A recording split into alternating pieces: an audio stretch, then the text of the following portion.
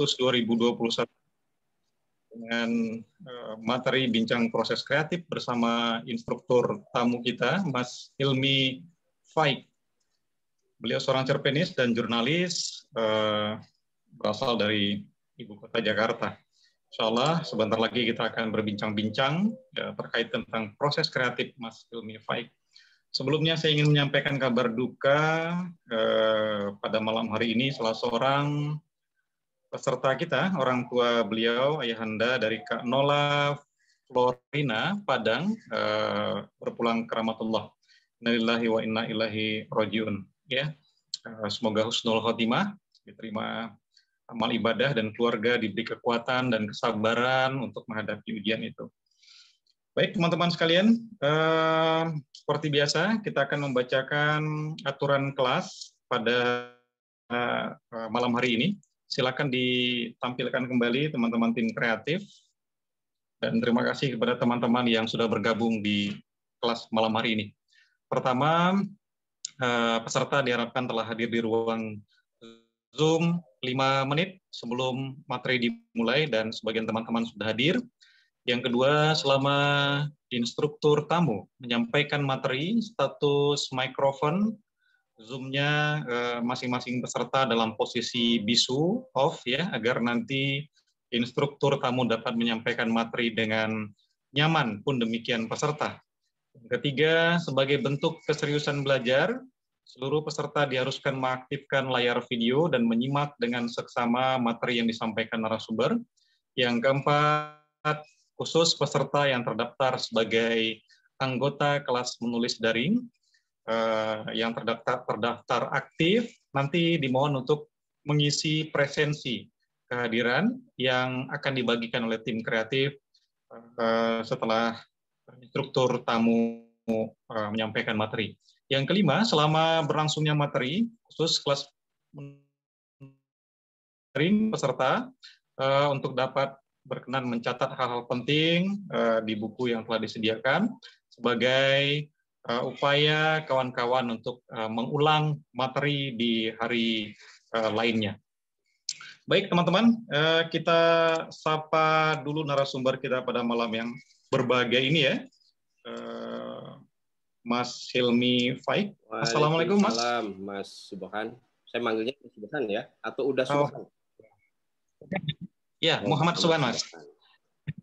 Alhamdulillah. Sehat Mas ya? Alhamdulillah sehat dan bahagia ini. Alhamdulillah, semoga selalu demikian. Dan teman-teman juga sehat dan bahagia. Izin saya bacakan biodatanya Mas ya. Hilmi Faik, jurnalis dan penulis kelahiran Lamongan, Jawa Timur. Menulis buku kumpulan cerpen Pesan dari Tanah, terbit pada Desember 2020. Buku kumpulan cerpennya yang lain, Pemburu Anak, diterbitkan oleh Kepustakaan Populer Gramedia, Mei 2021. Selain menulis cerpen, ia pun rajin menulis sajak. Dan terima kasih Mas Hilmi juga berkontribusi, beberapa sajak beliau terbit di majalah digital Ellipsis. Terima kasih Mas. Sama-sama. Semoga bisa dinikmati. Sangat bisa dinikmati. Baik, Mas Hilmi, kelas menulis daring ini salah satu kelas menulis yang ada sejak pandemi mulai masuk ke Indonesia dan free, murni free, tidak dipungut bayaran sama sekali. Kemudian pesertanya beragam, ada pelajar, mahasiswa, guru, dosen dari berbagai kota di Indonesia, bahkan beberapa Malaysia dan Jerman. Dan setiap pekan kita mengundang instruktur tamu dari berbagai latar belakang, termasuk rekan kerja Mas Hilmi, Mas Putu Archana juga kita undang untuk berbagi inspirasi di Mas Putu Fajar Archana untuk berbagi inspirasi di kelas tulis. Kami mengucapkan banyak kasih Mas Hilmi Faik yang berkenan untuk berbagi juga kepada kami di kelas menulis daring. Tentu saja nanti apa yang disampaikan memotivasi, membakar semangat peserta untuk lebih giat lagi berkarya. Sesuai dengan topik, proses kreatif tentu saja nanti Mas Hilmi Faik membongkar rahasia dapur proses kreatifnya, bagaimana bisa menulis, bahkan pun kalau berkenan izin berbagi informasi endingnya bagaimana nanti karya teman-teman bisa terbit di Kompas yang Mas Hilmi gawangi. Baik, demikian Mas, waktu dan layar kami persilakan. Santai saja Mas, sambil ngopi kita. Sambil nyemil kacang. Silakan. Terima kasih banyak Mas Muhammad Subhan malam ini setelah kita mendapat medali emas kita. Indonesia maksudnya diwakili oleh pahlawan kita di Tokyo sana. Semoga kelas malam ini bisa menambah keceriaan ya. Saya coba share screen dulu, mohon izin. Tolong tim kreatif dijadikan host. Oke, ini screen saya mulai dari awal ya. Oke, teman-teman sekalian, saya disuruh membongkar rahasia. Sebenarnya sih kalau sudah dibongkar ya bukan rahasia ya.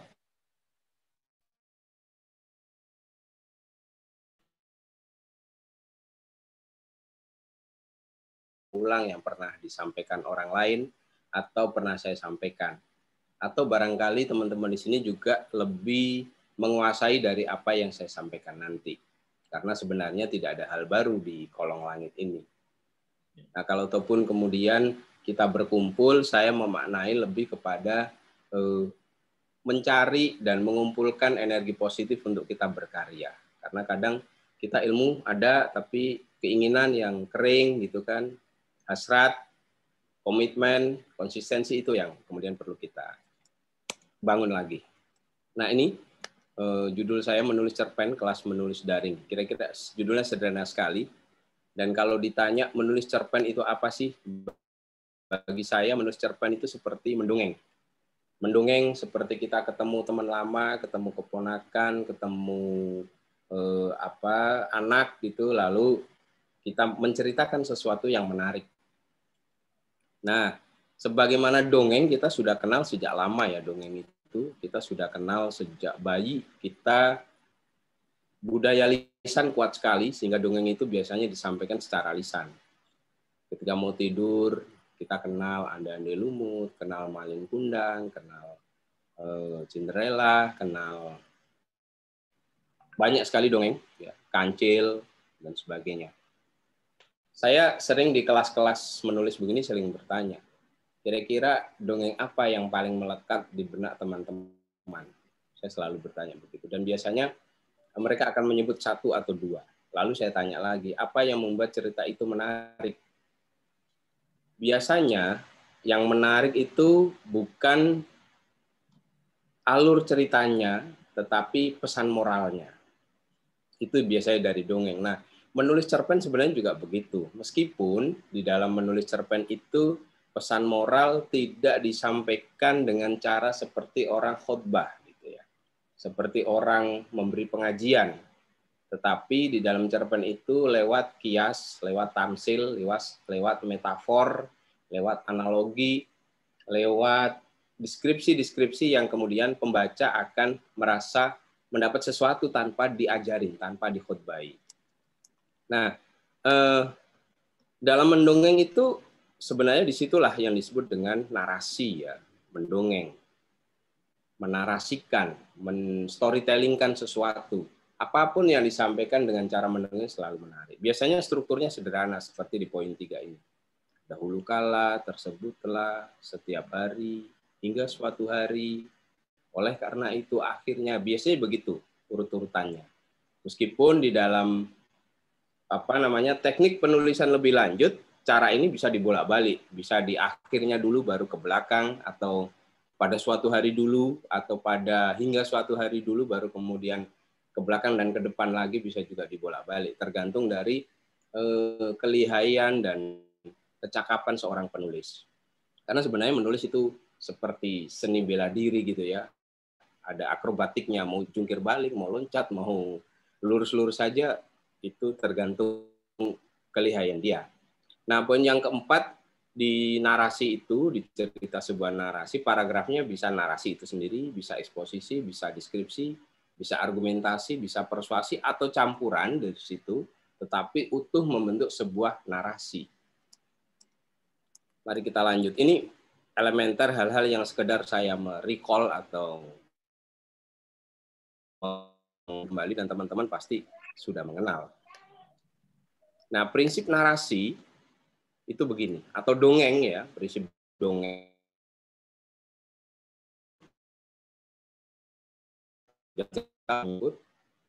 Jalan ceritanya mau linier, mau maju mundur, atau mau mundur, atau campuran dan sebagainya. Itu tergantung juga apa tujuan kita untuk menyampaikan plot itu. Mau bikin kejutan, atau mau menahan klimaks, puncak cerita bisa juga, atau mau mengumpulkan klimaks. Jadi kadang satu cerita itu klimaksnya bisa 2, bisa cuma 1, lalu dikumpulin di satu titik, itu bisa dimainkan dengan plot gitu ya. Yang kedua, sudut pandang. Sudut pandang kadang disebut juga point of view. Bisa pakai orang pertama atau orang ketiga, itu yang lazim. Bisa juga sebenarnya orang kedua, tapi jarang dipakai di dalam tradisi kepenulisan kita. Yang ketiga adalah karakter atau tokoh. Plot, sudut pandang tidak akan berarti kalau di dalam situ tidak ada tokohnya, tidak ada karakter. Tokoh ini tergantung juga penyebutannya dari sudut pandang tadi. Apakah dia orang pertama, aku, kami misalnya, atau dia orang ketiga, dia, mereka, atau orang kedua, kamu. Itu bisa juga. Tergantung. Nah, yang terakhir adalah latar atau konteks. Orang bilang setting. Setting itu bisa tempat, bisa waktu. Nah, ruang dan waktu ini atau setting itu bisa dipilih sebebas mungkin sesuai dengan kira-kira suasana hati penulis, pesan yang mau disampaikan, atau dia pengen mencari sesuatu misalnya kepada pembaca bahwa ada hal-hal yang tertinggal di masa lalu, maka dia tarik konteksnya penulisan itu di konteks masa lalu. Itu juga pilihan bebas ya. Masih lanjut prinsip narasi ini. Nah, di dalam menulis cerpen yang saya sebut sebagai dongeng atau narasi itu, upayakan don't tell but show, mengedepankan deskripsi, memaksimalkan panca indera. Jadi kalau kita bilang seseorang itu jahat begitu, kita tidak menyebut dia jahat di dalam tulisan itu, tetapi gambarkan adegan apa yang kira-kira bisa menyimpulkan pembaca bahwa tokoh atau karakter yang kita maksudkan ini berwatak jahat. Tapi jangan dibilang dia tokoh berwatak jahat, nggak usah begitu. Tapi gambarkan saja, misalnya si tokoh sebutlah namanya Amin. Amin berjalan di pasar, lalu tangannya merogoh saku, dan dari saku itu dia mengambil satu botol kecil. Ketika sampai di kedai kopi, terdapat satu cangkir milik Muhbin, misalnya, yang ditinggal. Buru-buru Amin memasukkan beberapa tetes dari botol tadi. 3 hari kemudian, Muhbin masuk rumah sakit, dan 2 hari kemudian Muhbin meninggal. Belakangan diketahui Muhbin keracunan arsenik. Misalnya begitu. Itu tanpa saya mengatakan bahwa si Amin jahat, itu pembaca sudah mulai bisa menyimpulkan meskipun dari adegan pendek. Nah, tetapi kadang sebuah narasi itu tidak berhenti di situ. Pembaca akan bertanya, kenapa dia memberi racun arsenik misalnya? Kenapa dia membunuh Muhbin misalnya? Nah, disitulah sebenarnya penulis bisa mengkomplitkan, melengkapi dari narasi atau dongeng yang dia bikin. Tetapi intinya, cerita yang berhasil adalah cerita yang tidak telling, tetapi showing. Nah, showing kadang-kadang orang terjebak kepada visual ya, kepada apa yang dia lihat. Padahal showing itu bisa juga apa yang dia rasa, apa yang dia dengar, apa yang dia kecap ya, rasa lidah atau rasa kulit ya, panca indera. Kemudian bisa juga dia rasa sampai ke dalam hati. Misalnya aku jengkel ketika dia apa, ketika dia menolak itu bisa juga di situ, tapi jengkelnya dideskripsikan. Nah, lalu prinsip kedua adalah selain itu follow the people. Follow the people ini untuk menguatkan deskripsi tadi, maka kita harus mengobservasi tokoh untuk menguatkan karakter. Maksud saya begini, cerpen itu memang imajinasi. Novel, cerpen itu fiksi. Hal-hal yang bisa jadi dia lahir dari sebuah ruang khayali. Tetapi perlu diingat bahwa ruang khayali itu pun akan susah dipahami kalau kita tidak memasukkan unsur-unsur yang faktual. Misalnya kita cerita tentang pasar, maka kita harus mengobservasi kondisi pasar itu seperti apa. Kalau kemudian kita menceritakan orang yang sedang bertarung, meskipun itu pertarungan sebenarnya ada di wilayah khayali, imajinasi kita, tetapi gerakan-gerakan bertarung itu harus kita observasi, taruhlah kita bisa belajar dari Randai di Sumatera Barat, atau bisa belajar dari gerakan-gerakan tari piring yang di situ ada unsur-unsur pencaksilat, gitu. Atau bisa juga kita mengamati orang yang latihan karate dan sebagainya. Dari situ imajinasi kita menjadi masuk akal, bisa diterima oleh pembaca. Itu yang saya sebut dengan follow the people. Kita lanjut. Semoga ini tidak lama ya. Ini salah satu contoh bagaimana kita menggunakan apa yang saya sebut dengan sewing. Ini salah satu contohnya. Kemarin sore ada burung dara masuk rumah. Aku kejar, dia terbang ke garasi dan hinggap di mobil Jaguar di samping Alphard. Hampir saja berhasil aku tangkap, tapi dia lebih dulu terbang dan hinggap di mobil BMW. Berak dia di situ sebelum terbang ke lantai 2 dan bertengger di atas guci Cina tua. Dua pembantuku mengepung dari depan dan belakang, tetapi burung dara ini memang lincah. Dia terbang dan hinggap di atas televisi layar 60 in yang ada smart TV-nya itu. Aduh, deg-degan aku menangkapnya. Takut TV-ku pecah. Dari sini, kita dapat menarik beberapa kesan, beberapa persepsi, beberapa kesimpulan, kira-kira si tokoh aku ini mau cerita apa? Kita bisa menangkap dia sebagai orang yang sombong, pamer. Bisa juga kita mengesankan bahwa dia orang kaya, bisa juga begitu. Tergantung dari tujuan penulis nanti mau membawa deskripsi ini ke arah mana. Tetapi di sini, penulis sengaja tidak menyebutkan dia kaya atau dia pamer. Ini yang saya sebut dengan showing, bukan telling. Semoga sampai sini bisa dipahami dengan lebih clear mana showing dan mana telling. Oke, selanjutnya, cerita yang bagus itu paling tidak ada 3 unsur penting. Seperti disebut di awal ya. Tokoh, yang tadi disebut ada tokoh, ada karakter. Lalu yang kedua harus ada tensi. Tensi itu ketegangan. Sebab kalau tidak ada ketegangan, ya ceritanya itu jadi datar dan mudah dilupakan orang. Misalnya ini, pada hari Minggu ku turut ayah ke kota. Naik delman istimewa, ku duduk di muka. Ku duduk dekat Pak Kusir yang sedang bekerja. Ayah duduk di belakang Pak Kusir. Sudah. Ini bercerita tentang tokoh yang sedang jalan ke kota dengan ayahnya dan duduk. Tapi sudah, tidak ada tensi, tidak ada apa. Cerita seperti ini akan mudah sekali dilupakan orang dan tidak menarik. Karena sebenarnya kita itu kan orang ambigu ya, orang ambivalensi. Kita senang lihat orang susah, maka mari kita bikin tokoh ini susah agar ada tensinya. Bagaimana caranya? Kasih tegangan di situ.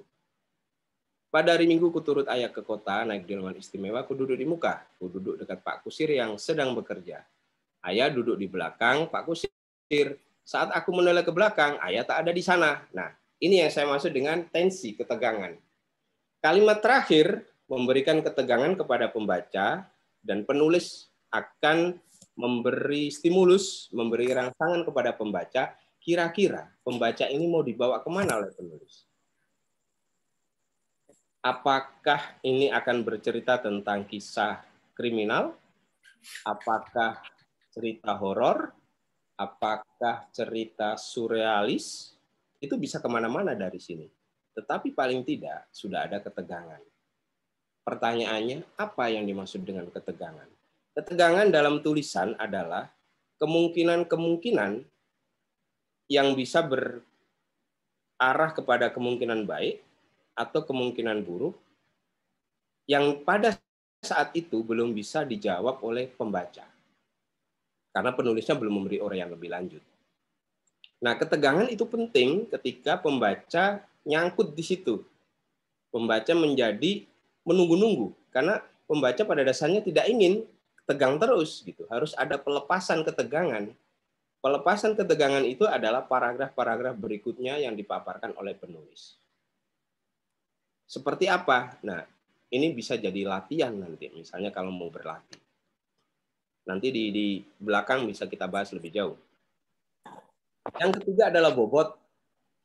Penulis yang naskah karya yang bagus itu harus punya bobot, baik itu bobot psikologis dan filosofis, ini bobot perenungan begitu, bobot tentang manusia, moral atau apa sebagainya lah.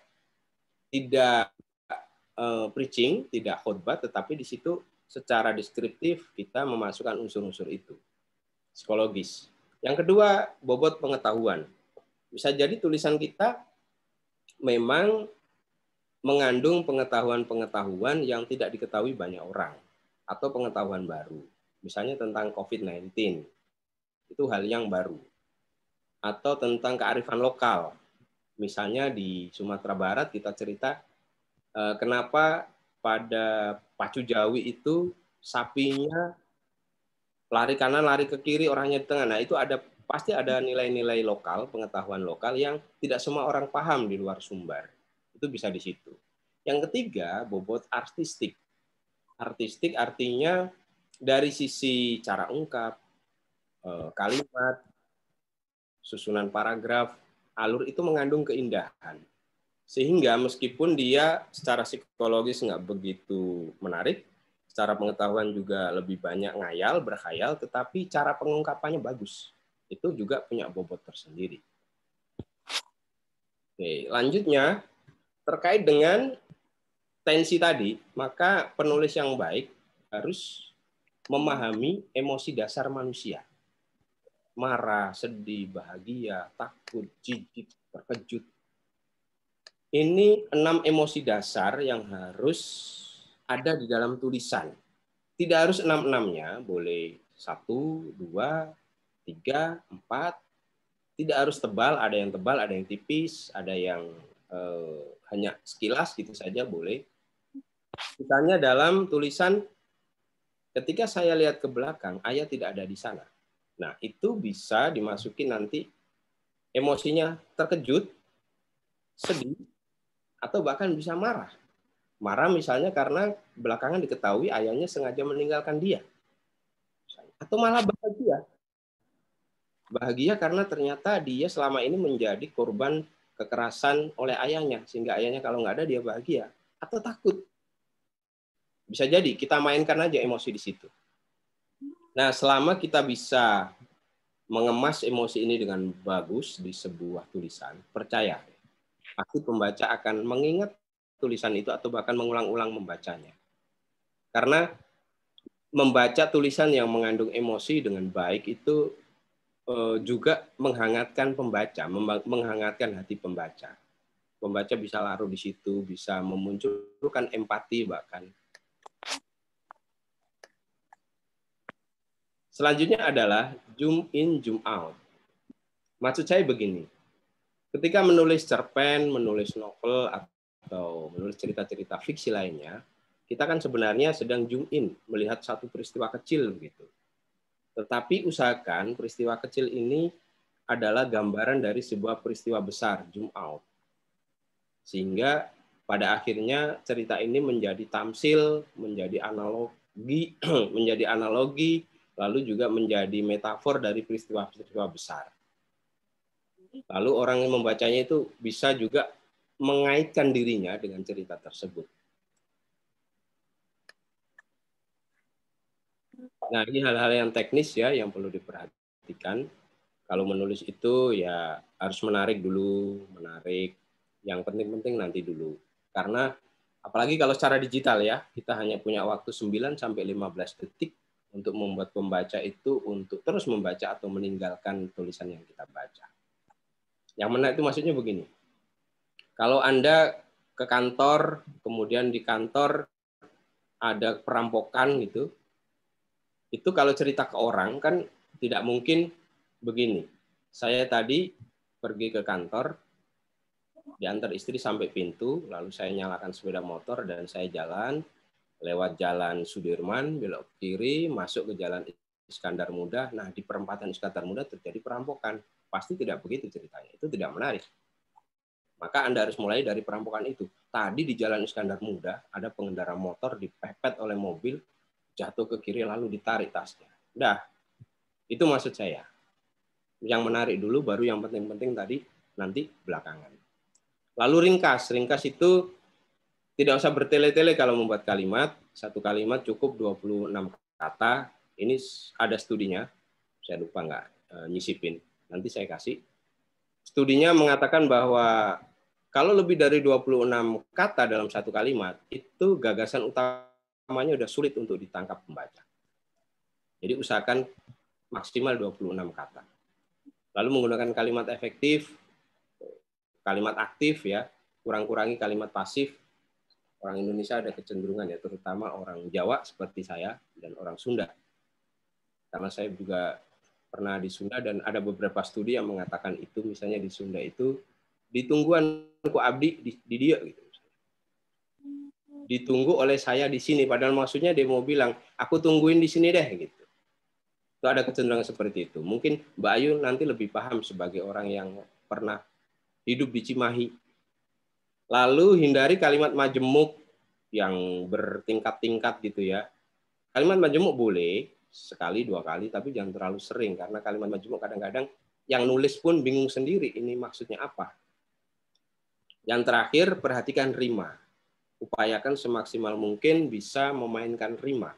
Tetapi jangan sampai rima ini menghilangkan makna. Maksud saya begini, mengejar rima boleh saja, tetapi kadang-kadang orang ngejar rima terus lupa pada makna. Sehingga kalimatnya berima, tapi kalau dipikir-pikir ini maknanya apa ya? Cuma indah di lidah, tetapi tidak bisa menetap di jiwa. Itu juga perlu kita pikirkan. Rima, kenapa rima itu penting? Rima dapat mengubah kalimat yang biasa saja menjadi kalimat yang bertenaga. Contohnya begini. Untung Tuhan memberiku wajah jelek sehingga aku punya banyak waktu untuk bersantai. Seandainya aku ganteng, pasti sekarang sibuk memainkan hati wanita. Ini maknanya mungkin bagus, tetapi nggak berima, jadi kurang bertenaga. Nah, saya mencoba mengubah menjadi berima. Syukurlah Tuhan memberiku wajah pas-pasan sehingga aku punya banyak waktu untuk rebahan. Seandainya aku rupawan, pasti sekarang sibuk memainkan perasaan perempuan. Anda bisa punya persepsi yang berbeda dengan saya, tetapi menurut saya kalimat ini lebih bagus daripada kalimat yang tadi. Saya kira itu dari saya. Semoga cukup untuk mengantar diskusi kita malam ini. Dan beberapa yang saya sampaikan itu beberapa rahasia ketika saya menulis. Teman-teman yang hadir di sini mungkin juga sudah dikasih link oleh Mbak Ayu, oleh panitia, tentang beberapa contoh cerpen-cerpen saya yang pernah diterbitkan oleh media massa. Saya kira itu. Terima kasih. Assalamualaikum warahmatullahi wabarakatuh. Waalaikumsalam warahmatullahi wabarakatuh. Terima kasih Mas Hilmi Faik, luar biasa materinya terkait tentang kiat menulis cerita pendek ya. Teman-teman, saya kira ini sangat luar biasa untuk memancing pertanyaan dari kawan-kawan ya. Tadi yang poin penting saya catat bagaimana pembaca diaduk-aduk emosinya pada poin 6 emosi dasar misalnya ya. Ada sedih, takut, bahagia, marah, terkejut, jijik, dan lain sebagainya. Dan poin-poin lainnya.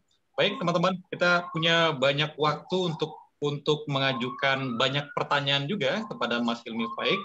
silakan mengaktifkan videonya, menyebutkan nama dan asal kota, dan to the point ke pertanyaannya. Ya.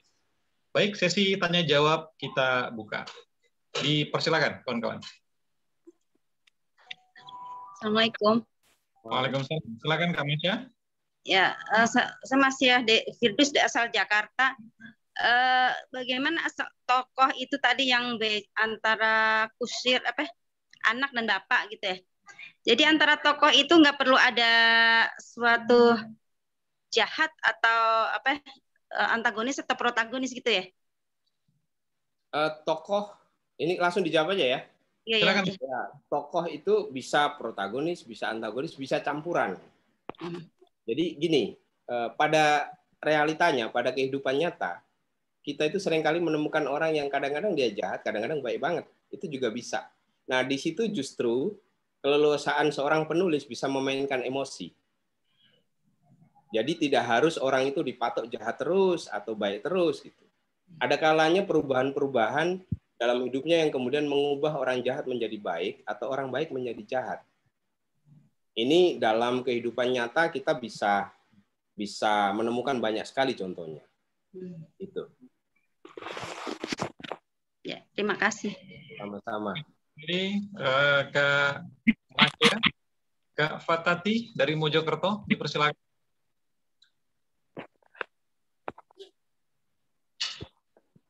Silakan Kak Fatati.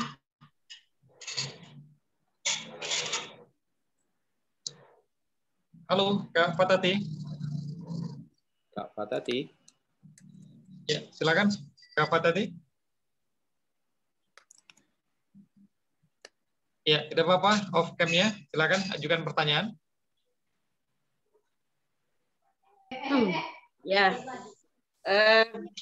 mau tanya bagaimana teknik mengakhiri sebuah cerpen. Kadang-kadang kan dalam prosesnya kita juga enak, enjoy menulis sebuah cerita, tapi kadang kesulitan untuk mengakhiri sebuah cerita tersebut. Nah, saya ingin ada langkah-langkah atau bentuk-bentuk atau teknik mengakhiri sebuah cerpen.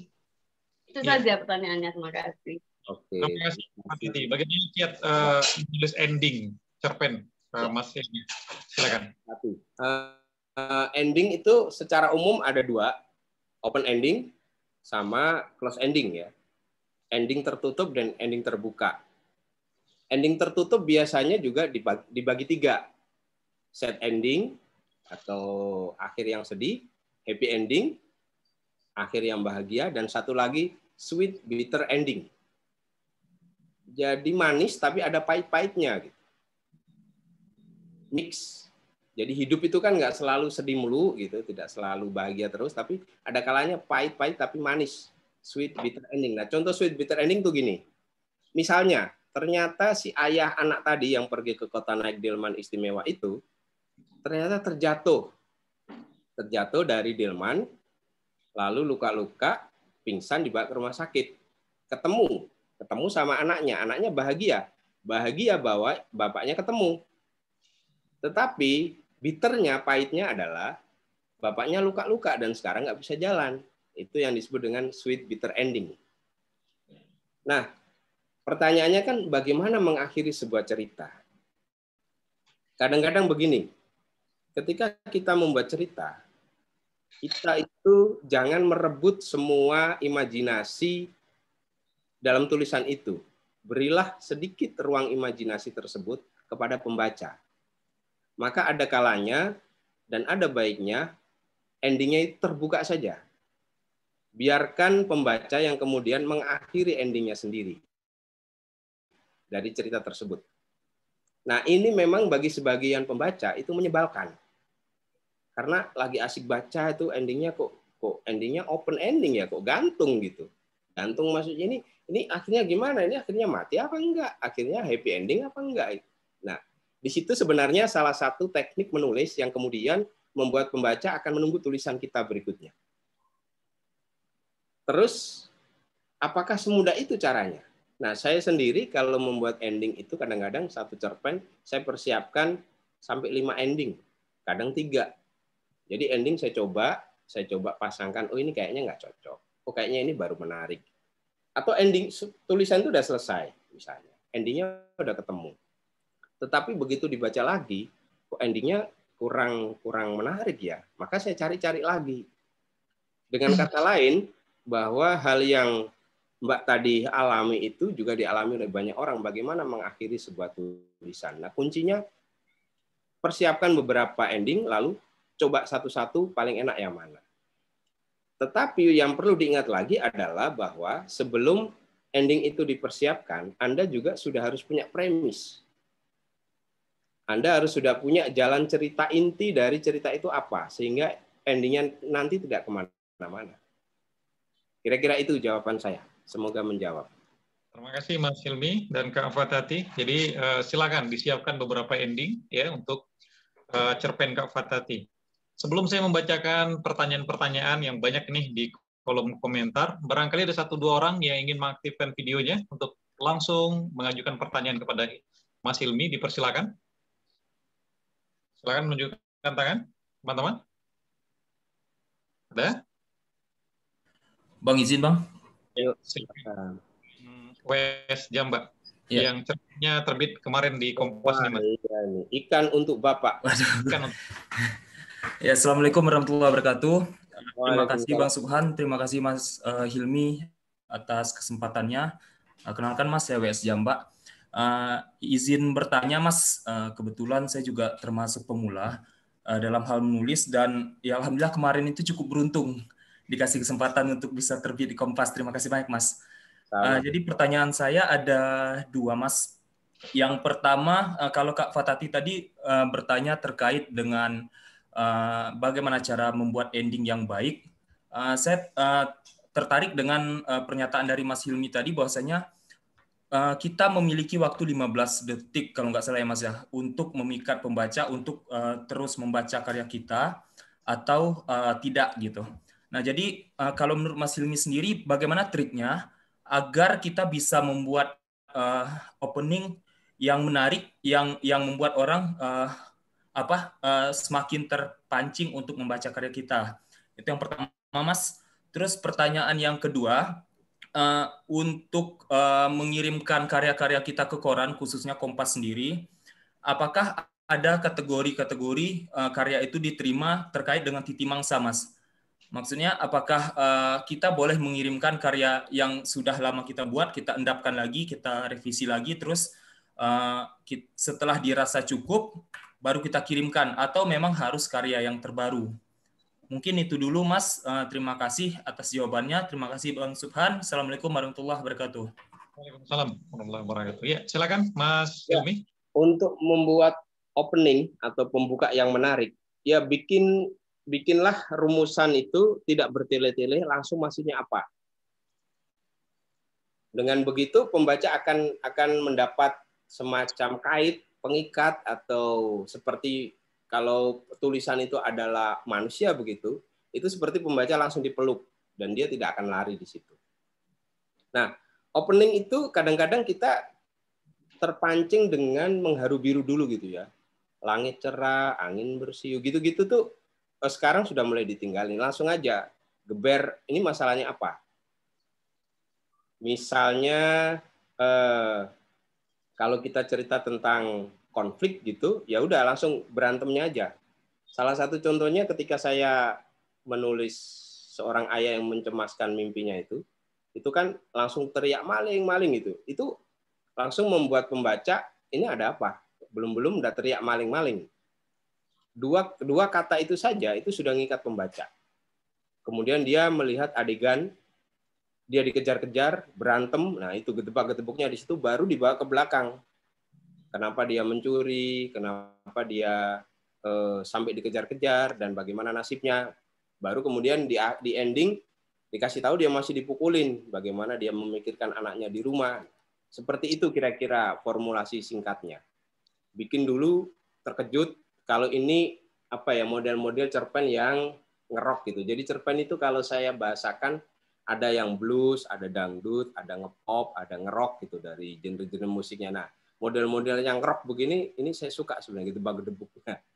Kira-kira itu Mas Jamba satu. Yang kedua soal titi mangsa, tidak ada masalah sebenarnya.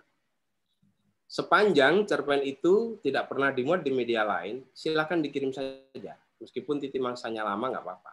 Karena gini, di dalam dunia sastra itu ada satu kepercayaan bahwa masa lalu selalu aktual. Masa lalu itu selalu relevan. Meskipun itu kita bercerita tentang masa kolonial, meskipun itu ditulis sebelum kemerdekaan atau di awal-awal kemerdekaan, tetapi kalau itu menarik karya itu, ya tetap relevan. Taruhlah sekarang kalau kita bicara karya-karya lama, taruhlah Bumi Manusia, punya Pram yang ditulis di Pulau Buruh, zaman-zaman nggak enak lah ya. Itu kan selalu relevan dibaca sekarang ketika dia menggugat tentang kemanusiaan, tentang moralitas, tentang kesewenang-wenangan, tentang perlawanan kelas dan sebagainya di situ, tentang perjuangan hidup. Jadi tidak ada masalah soal titi mangsa. Itu Mas Jambak. Dan sekali lagi selamat untuk cerpennya. Kebetulan ilustrasinya juga keren sekali ya. Ya Mas, terima kasih banyak Mas. Baik, terima kasih Mas Hilmi, Bang W.S. Jambak ya. Langsung diucapkan selamat oleh redakturnya ya. Luar biasa. Iya Bang. Baik, berikan kesempatan kepada Kak Ai Kurniasari. Silakan Kak Ai. Silakan Kak Ai Kurniasari. Maaf. Oh, silakan Kak Ai. Kak Ai. Assalamualaikum warahmatullahi wabarakatuh. Terima kasih kepada Uda sudah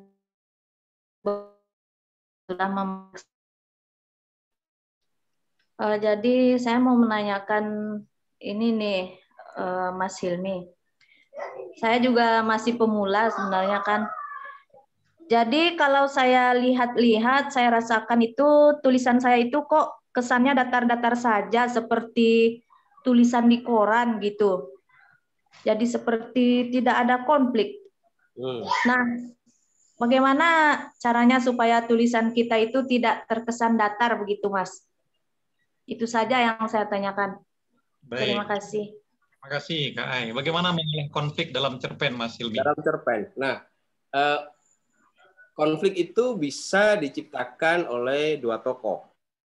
Tapi juga bisa diciptakan oleh, meskipun tokohnya hanya satu di dalam cerpen. Namanya konflik batin. Maka di dalam membuat konflik, sekali lagi kuncinya adalah penulis menguasai emosi itu tadi. Bagaimana misalnya di dalam konflik batin yang tokohnya itu hanya satu, itu bisa juga begini, kita ceritakan seorang tokoh yang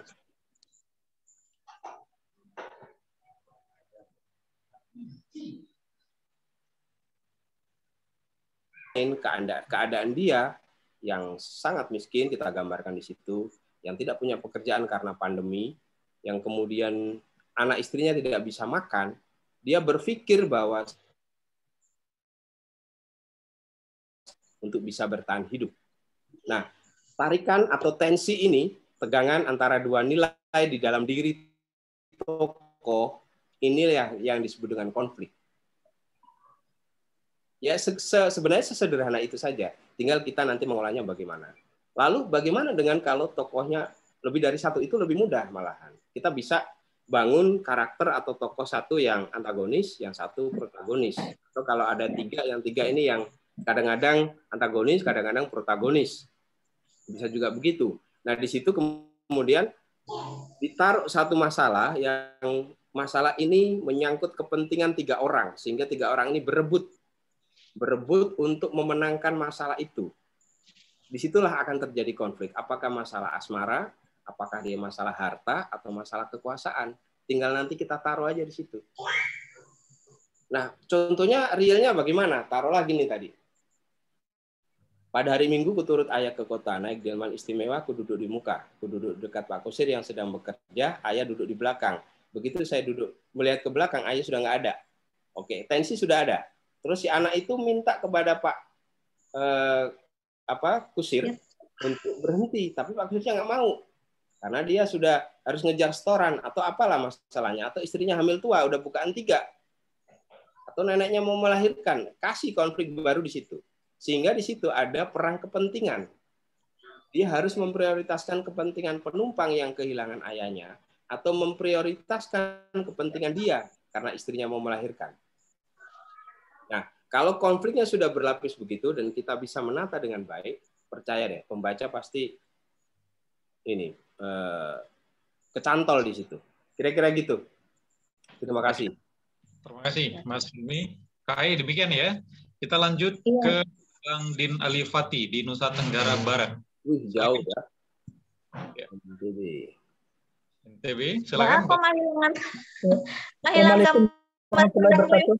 Waalaikumsalam warahmatullahi wabarakatuh. Silakan. Selamat malam Uda dan Bang Helmi. Salam kenal dari Bima NTB. Salam kenal. Saya ingin bertanya terkait dengan teknik narasi tadi, yaitu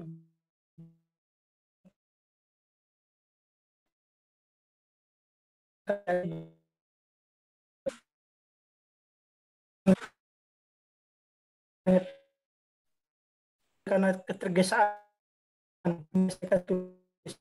menunjukkan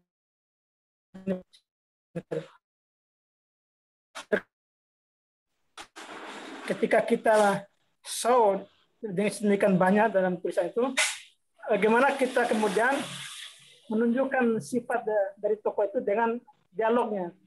Misalnya seperti kata penjahat tadi, kita show dengan narasi, tapi kita tunjukkan sifatnya itu dengan dialognya. Misalnya kamu jahat, ya. Dialognya begitu. Apakah tidak melemahkan teknik show yang dilakukan dengan narasi ketika dimasukkan dialog yang menunjukkan sifat daripada tokohnya? Demikian Bang Helmi. Assalamualaikum warahmatullahi wabarakatuh. Waalaikumsalam. Nah, untuk melatih deskripsi ini memang kita perlu latihan dan menahan ego sebenarnya. Karena penulis itu kadang-kadang punya ego, egonya adalah ingin menyampaikan semua yang ada di pikiran dan di dadanya dan mengharapkan pembaca mengerti semua yang dia pikirkan. Padahal tidak begitu.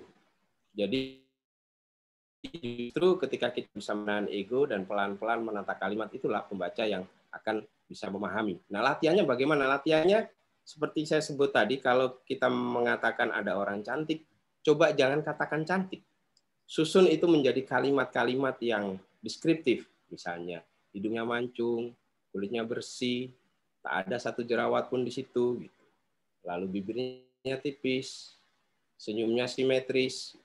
Soalnya kalau bibir tipis, senyumnya nggak simetris juga nggak cantik gitu kan. Matanya bening.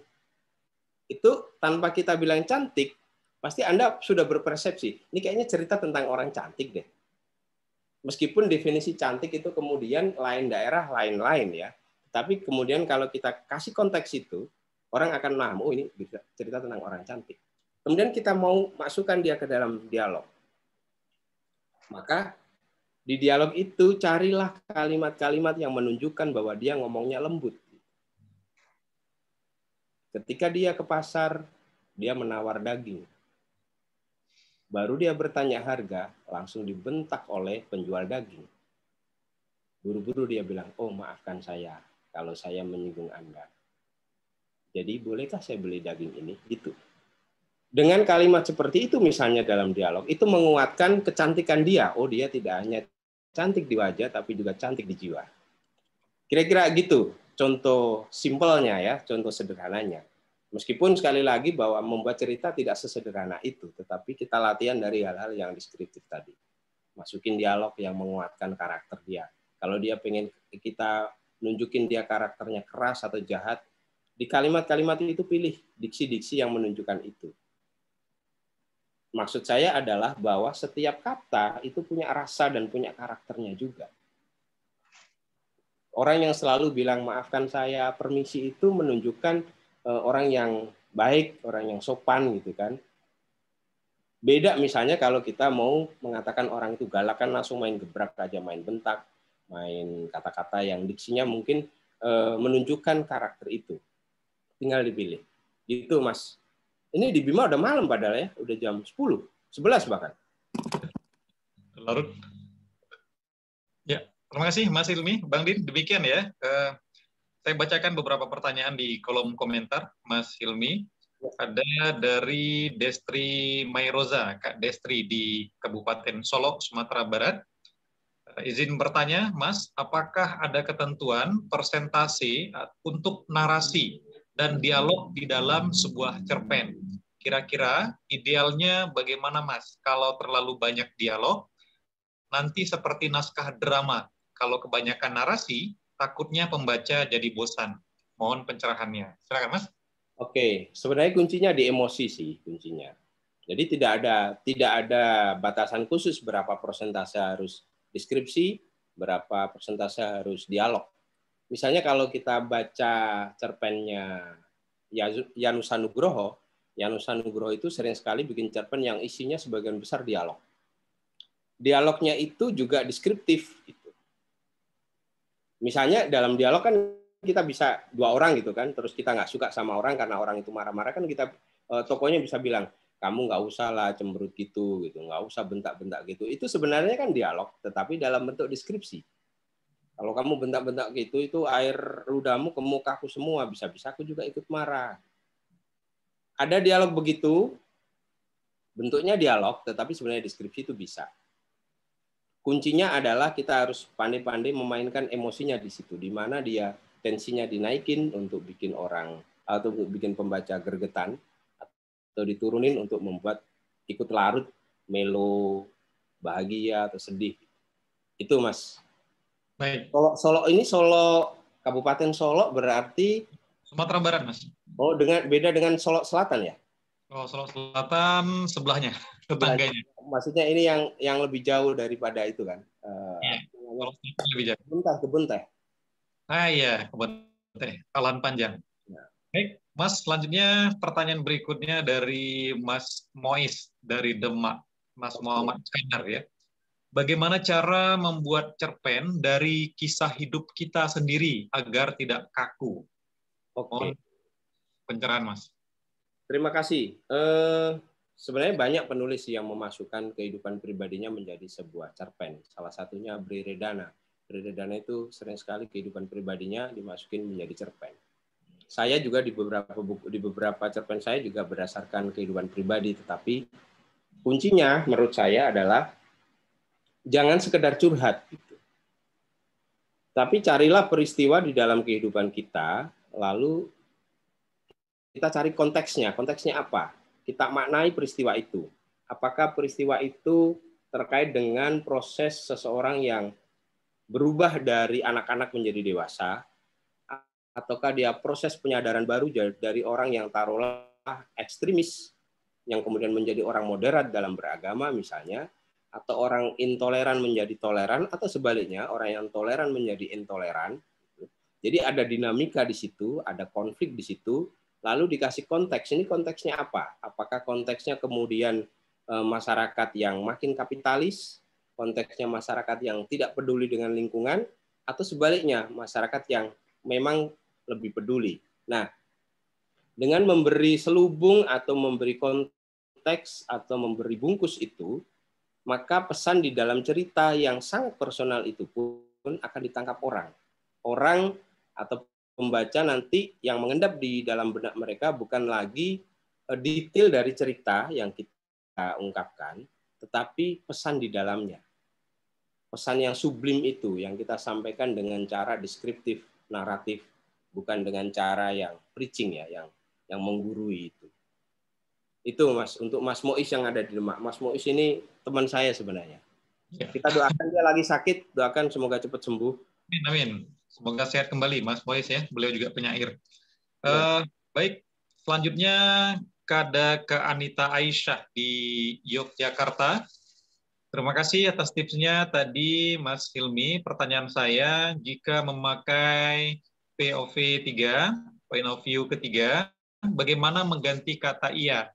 Dirinya atau kata ganti nama agar tidak disebut berulang-ulang? Oke. Silakan Mas. Itu ya sih. Jadi problem juga kalau menyebut namanya kok namanya terus gitu. Ya. Tapi kalau menyebut dia kok dia terus gitu. Nah, maka dibaca lalu dicek lagi. Ini kadang iya, kadang namanya iya, tapi pilih satu ya, iya atau dia gitu. Jangan iya terus dia. Gitu. salah satu aja biar konsisten. Terus namanya itu perlu dibaca lagi, terus dicek ini cukup dia atau nggak usah ya, atau pakai namanya ya. Kalau dia di paragraf awal sebaiknya pakai namanya, nama dia taruhlah dia Firly gitu, ya Firly. Baru nanti di kalimat kedua pakai dia. Sebenarnya gitu aja sih rumusnya, tidak begitu ribet, tetapi perlu dibaca ulang berkali-kali agar tidak membosankan. Ada juga yang namanya di dalam penulisan itu apa namanya? Kok lupa saya namanya? Bukan selingkung. Gaya-gaya saya lupa istilahnya. Tapi intinya gini, kadang-kadang subjeknya dihilangin dalam 1 atau 2 kalimat gitu. Asal kalimat itu tidak menjadi ambigu. Itu boleh saja untuk menghilangkan dia atau ia itu tadi. Baik. Terima kasih. Mas, sebelum saya bacakan pertanyaan-pertanyaan lainnya, saya berikan kesempatan kepada Bang Mawardi Sastra untuk mengajukan pertanyaan langsung ke instruktur tamu. Silakan Bang Mawardi Sastra. Diaktifkan videonya. Ini keren-keren yang ikut ya. Orang hebat-hebat nih. Silakan Bang Mawardi Sastra. Diaktifkan mikrofonnya.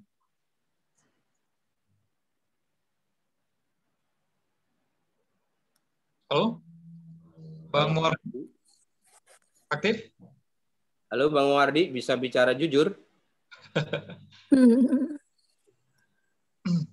Atau salah tekan melambaikan tangan? Oh gitu, Bang Mawardi bisa bicara panjang lebar.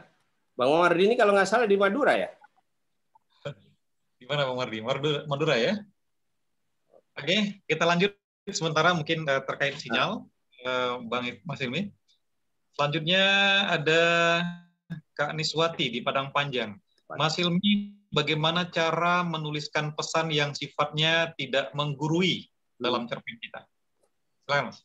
Ya, bagaimana agar tidak tidak menggurui? Sebenarnya kita bisa pakai metafor, bisa pakai analogi, bisa pakai tamsil, dan itu banyak sekali ya dijelaskan di buku-buku cara menulis. Intinya begini, kalau kita pengen nunjukin jangan berbuat jahat misalnya, maka kita bisa ambil cerita contoh bagaimana nasib orang yang berbuat jahat. Nah, misalnya gini, saya itu sangat gemes terhadap pelaku pedofilia. Maka di dalam satu cerpen saya nulis judulnya Bedak dan Gincu pada Malam Itu. Judulnya. Ini bercerita tentang seorang pelaku pedofilia yang kemudian ditangkap, dimasukkan penjara. Di dalam penjara, karena dia ini pria yang mulus, pria yang terawat, di situ dia jadi korban perkosaan oleh orang-orang di penjara. Dan begitu dia kemudian mengisapi, oh gini rasanya menjadi korban pelecehan seksual, korban pemerkosaan. Sampai dia nggak tahan dan akhirnya dia bunuh diri. Gitu ceritanya. Tanpa saya menggurui kamu jangan jadi orang jahat. Di situ pembaca akan menyimpulkan sendiri, oh gini kiranya akibat dari kalau kita memperkosa orang, kita membuat orang tak berdaya semakin tidak berdaya, membuat membuat orang sengsara hidupnya, ya akibatnya begitu, akan juga sengsara. Nah, itu kira-kira caranya begitu, memberi tamsil, memberi analogi, memberi metafora. Gitu, Mas Subhan. Terima kasih. Terima kasih, Mas Hilmi, Kak Niswati. Demikian ya, agar tulisan kita tidak menggurui membaca. Biarkan dia hidup dengan sendirinya. Saya berikan kesempatan kepada Bang Khairul Anam untuk langsung bertanya kepada narasumber. Silakan Bang Khairul Anam, aktifkan mikrofon dan videonya. Assalamualaikum, selamat malam semuanya. Waalaikumsalam Mas Anam. Salam kenal Mas Hilmi. Salam kenal. Saya ingin bertanya satu hal ya Mas.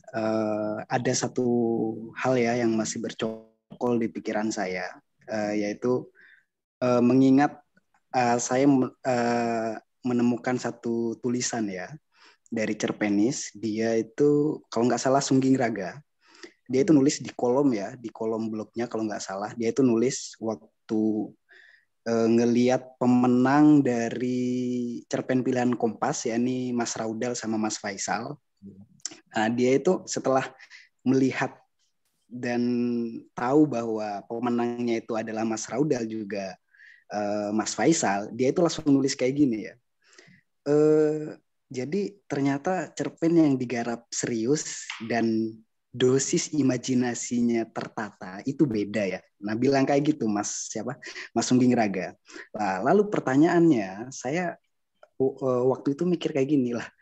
Apa ya bedanya sastra yang ditulis dengan serius juga memiliki dosis yang pas gitu, dosis imajinasi yang pas gitu. Jadi ya dosis imajinasinya itu yang nggak terlalu kebanyakan, juga nggak terlalu biasanya kan kalau kita terlalu itu kan nanti dianggap ngawur kan kayak gitu. Nah, jadi pertanyaannya seperti apa sih sastra yang ditulis serius itu? Apa harus dengan fakta-fakta sejarah atau harus riset dulu, atau mungkin sastra yang serius itu digarap dengan apa ya, beberapa eksperimen atau gaya-gaya kepenulisannya beda dengan yang lain atau gimana? Terima kasih. Ya, terima kasih. Terima kasih Mas Khairul. Silakan Hilmi. Kalau keseriusan itu dilihat dari intensitas seorang menulis, saya pikir banyak sekali karya sastra itu ditulis dengan sangat serius. Banyak yang tidak main-main, meskipun hasilnya kemudian nampak seperti main-main. Gitu kan.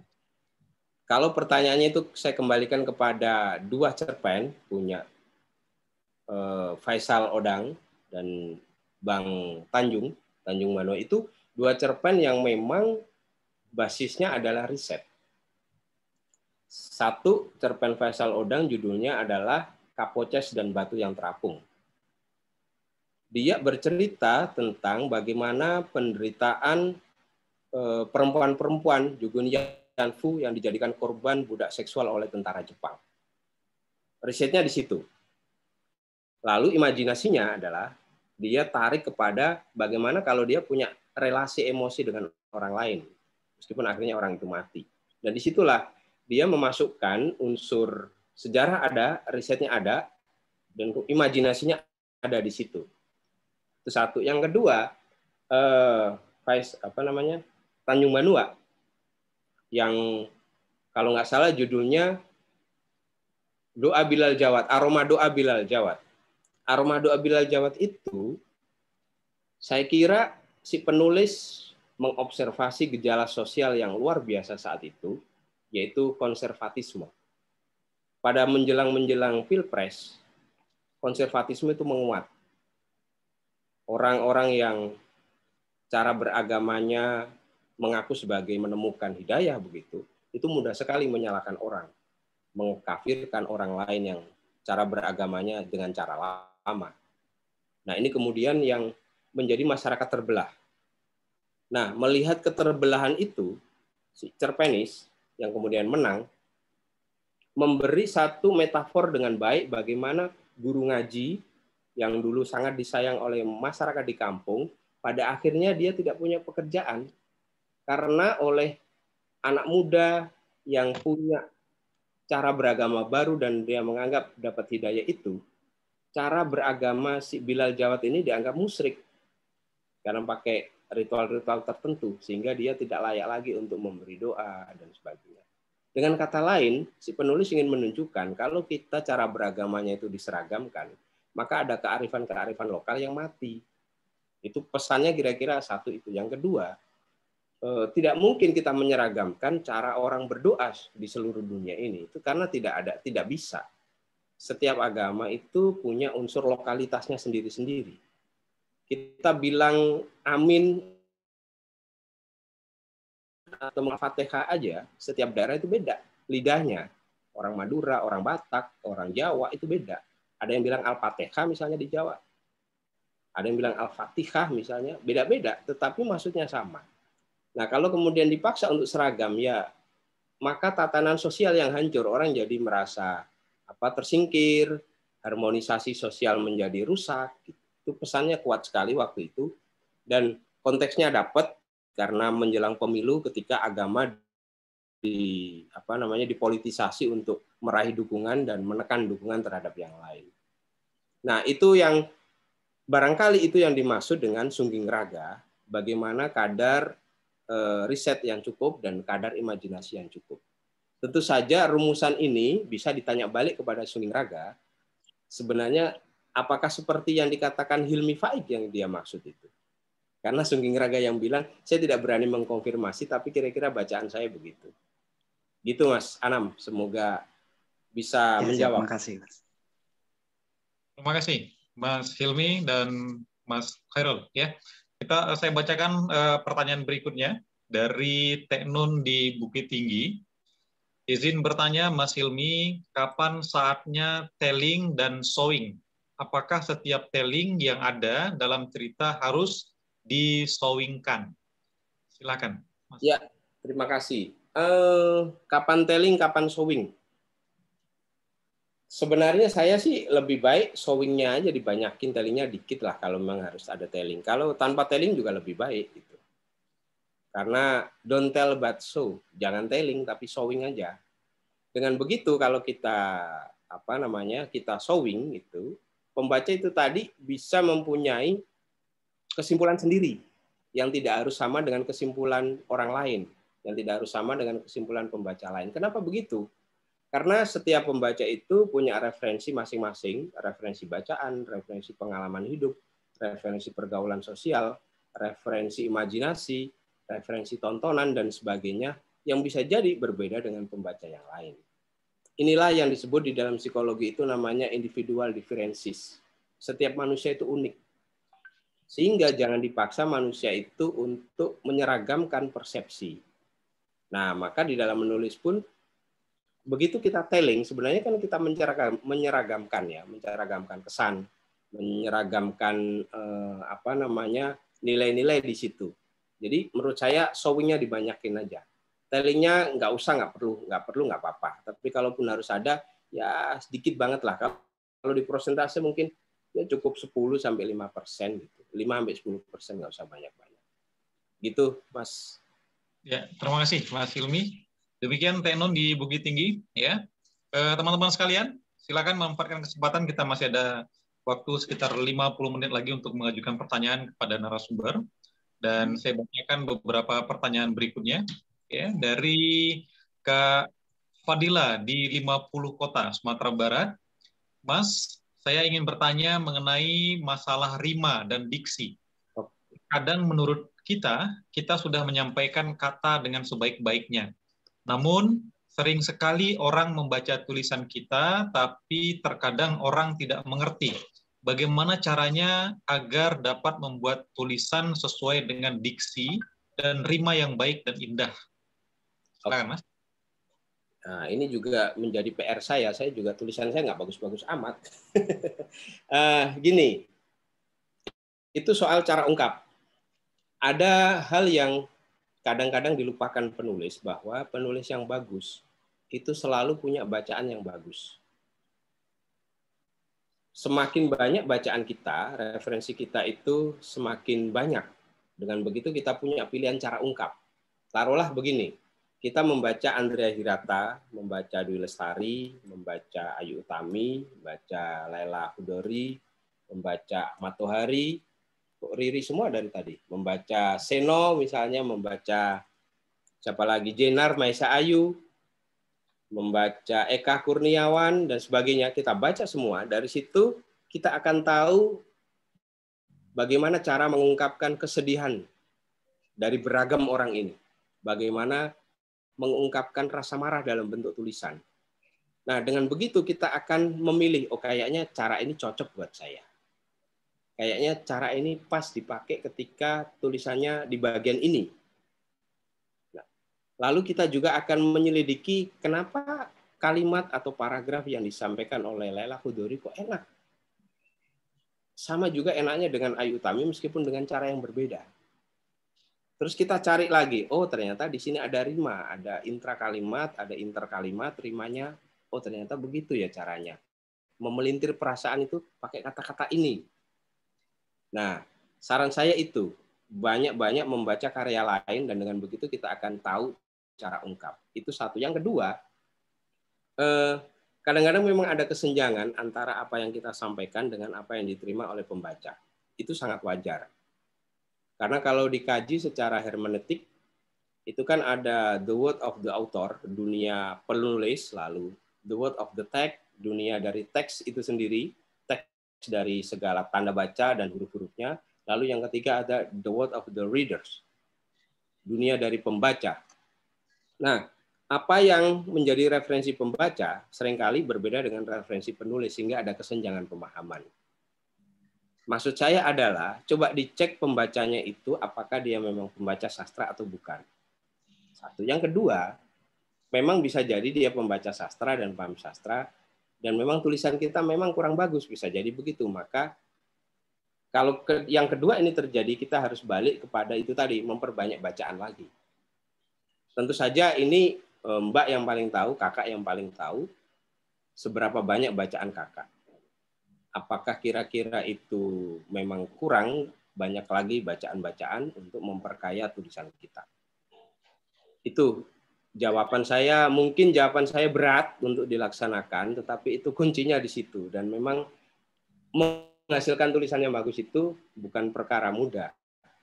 Tapi bukan perkara yang mustahil, karena bagi saya menulis itu seperti kita latihan sepatu roda, latihan mengemudi, latihan naik sepeda motor gitu. Semakin sering kita lakukan, kita semakin lancar. Kalau naik sepeda dayung itu kan dulu harus pegangan 2 tangan, kalau sudah lancar kan tinggal pakai 2 jari atau bahkan 1 jari, bisa keseimbangannya udah terjaga. Menulis juga begitu. Gitu. Thank you. Baik, terima kasih Mas. Intinya pada latihan, latihan, dan latihan ya. Latihan dan jangan lupa membaca. Membaca juga. Baik.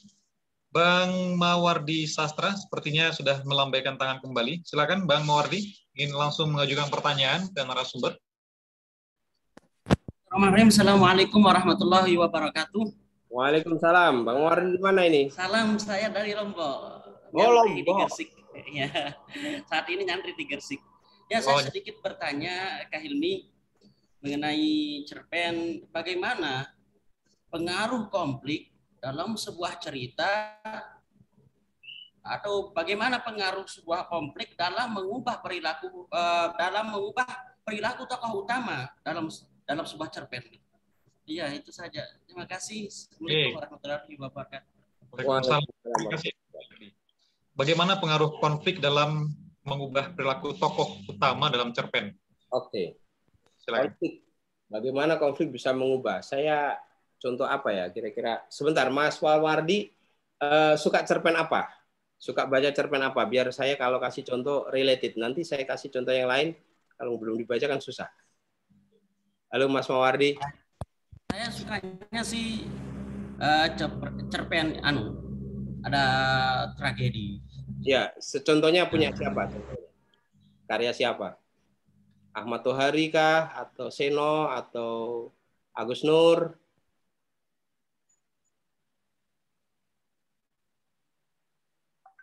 Silakan Mas Mawardi. Begini, pertanyaan saya sederhana. Adakah salah satu cerpen saya yang sudah Mas baca?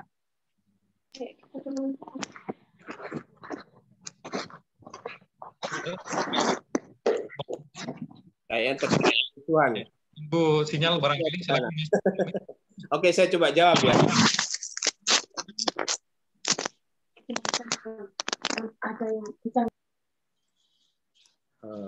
Ruang cerah mungkin bisa di itu tuh, di apa namanya, di mute. Tolong tim kreatif untuk mute. Oke. Saya kembali ke Mas Mawardi tadi, bagaimana konflik bisa mengubah perilaku. Sebenarnya itu bergantung dari tujuan penulis, apakah konflik itu nanti akan dimaksudkan untuk mengubah perilaku ataukah tidak. Tetapi seringkali konflik itu memang memaksa seorang tokoh untuk mengambil tindakan-tindakan ekstrim. Dan biasanya seorang penulis akan membuat konflik itu ekstrim, se-ekstrim mungkin, sehingga terasa emosinya, terasa benturannya, Dan dengan begitu tulisan itu menjadi menarik. Taruhlah kalau baca novel seperti Dendam, Rindu, seperti Dendam Rindu juga harus dibayar tuntas sebentar. Punya Eka Kurniawan yang mau difilmkan, di situ kan tergambar dengan baik bagaimana orang yang kemudian baik-baik saja, lurus-lurus saja, yang akhirnya rela membunuh karena itu tadi, karena konflik. Konflik asmara, konflik kehidupan, dan juga dia kemudian terdampar dalam kehidupan sopir truk di Pantura yang begitu keras, banyak konflik di situ, hanya karena persaingan persaingan setoran, akhirnya dia berubah menjadi orang yang baru. Nah, lalu pertanyaan berikutnya misalnya begini, kalau begitu apa pentingnya konflik? Secara filosofis perlu dipahami bahwa dalam kehidupan kita, entah kita masih remaja, dewasa awal maupun tua, itu tidak pernah lepas dari konflik. Dan konflik inilah ketika kita memenangkannya, itu membuat kita makin matang dalam bersikap, dalam berbuat. Kalau kita tidak menyerah. Maka di dalam cerita cerpen-cerpen itu pun, konflik selalu menyiratkan nilai itu. Siapa yang tidak menyerah, maka dia akan lahir sebagai orang yang lebih matang, lebih dewasa, lebih siap menghadapi hidup. Begitu Mas Mawardi, yang ada di Gresik. Terima kasih. Baik, terima kasih Mas Hilmi dan Mas Mawardi. Selanjutnya kita ke Aceh, ada Bang Muhammad Aidil Adha. Bang Hilmi, salam dari Aceh. Saya ingin bertanya, satu, apa dasar perbedaan cerita mini atau cermin sama cerpen? Beda cermin dan cerpen, karena terkadang kedua-duanya hampir sama juga. Yang kedua, saya sering menulis tulisan bergenre jurnalistik, karya jurnalistik. Nah, bagaimana cara mengubah karya jurnalistik ini menjadi sebuah cerpen? Silakan, Bang. Oke, terima kasih. Cermin dan cerpen.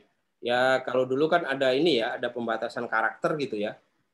Kalau dia 20.000 kata itu novela, kalau 40.000 itu novel, lalu ke bawah lagi sampai dengan 3.000 atau 4.000 kata itu cerpen, lalu di bawah itu misalnya cuma 500 kata atau 300 kata itu masuk cermin. Jadi itu pun sebenarnya fleksibel, tidak ada ukuran yang benar-benar strict gitu, yang benar-benar keras bahwa dulu cerpen itu tidak hanya 1.500 kata seperti sekarang. Dulu misalnya Horizon itu bisa 3 kali lebih panjang. Tetapi karena di koran itu tidak memungkinkan, karena setiap kolomnya itu berharga, kalau diganti dengan iklan maka dibatasin. Sekarang misalnya Pikiran Rakyat bahkan cuma 1.200 kata. Kompas masih 1.500 kata. Lalu siapa mana lagi? Media Indonesia juga cuma 1.200, lebih kecil. Jadi itu dia fleksibel sekali. Tapi cermin tentu saja lebih pendek daripada cerpen. Cermin itu bisa cuma 3 paragraf, bisa cuma 5 paragraf, sementara cerpen bisa sampai 12 atau 20 paragraf misalnya. Itu kategorisasi yang luas saya kira. Tidak bisa berubah-ubah sesuai dengan perkembangan zaman. Nah, yang kedua, bagaimana mengubah karya jurnalistik menjadi cerpen? Yang jadi pertanyaan saya, karena karya jurnalistiknya apa dulu? Apakah dia hard news, straight news, feature, jurnalisme sastrawi, atau apa dulu? Itu juga pertanyaan. Taruhlah kemudian dia berupa features, bisa juga dijadiin cerpen. Bagaimana cara mengubahnya? Cara mengubahnya adalah ambil inti dari cerita peristiwa jurnalistik itu menjadi premis. Lalu dari premis itu cari konteksnya, cari tokohnya siapa, dikembangin menjadi cerita. Saya pernah membuat, dalam buku saya, 2 buku saya ini kan dalam 2 buku saya ini banyak cerita yang bersumber dari peristiwa jurnalistik dalam hidup saya. Salah satunya itu tadi, Bedak dan Gincu, itu berdasarkan satu peristiwa tahun 2006. Pada saat itu di penjara ada berita seorang narapidana laki-laki bunuh diri dengan memakai dress, pakaian perempuan, lalu bergincu. Pertanyaan dandanan itu yang mengusik saya sebenarnya. Apa yang sekiranya dilakukan seorang laki-laki di dalam penjara dengan memakai dress perempuan bergincu? Nah, selidik punya selidik, ternyata orang ini bosan menjadi korban pemerkosaan oleh narapidana yang lain, sehingga akhirnya dia bunuh diri. Itu peristiwa jurnalistik. Lalu imajinasi saya masukin.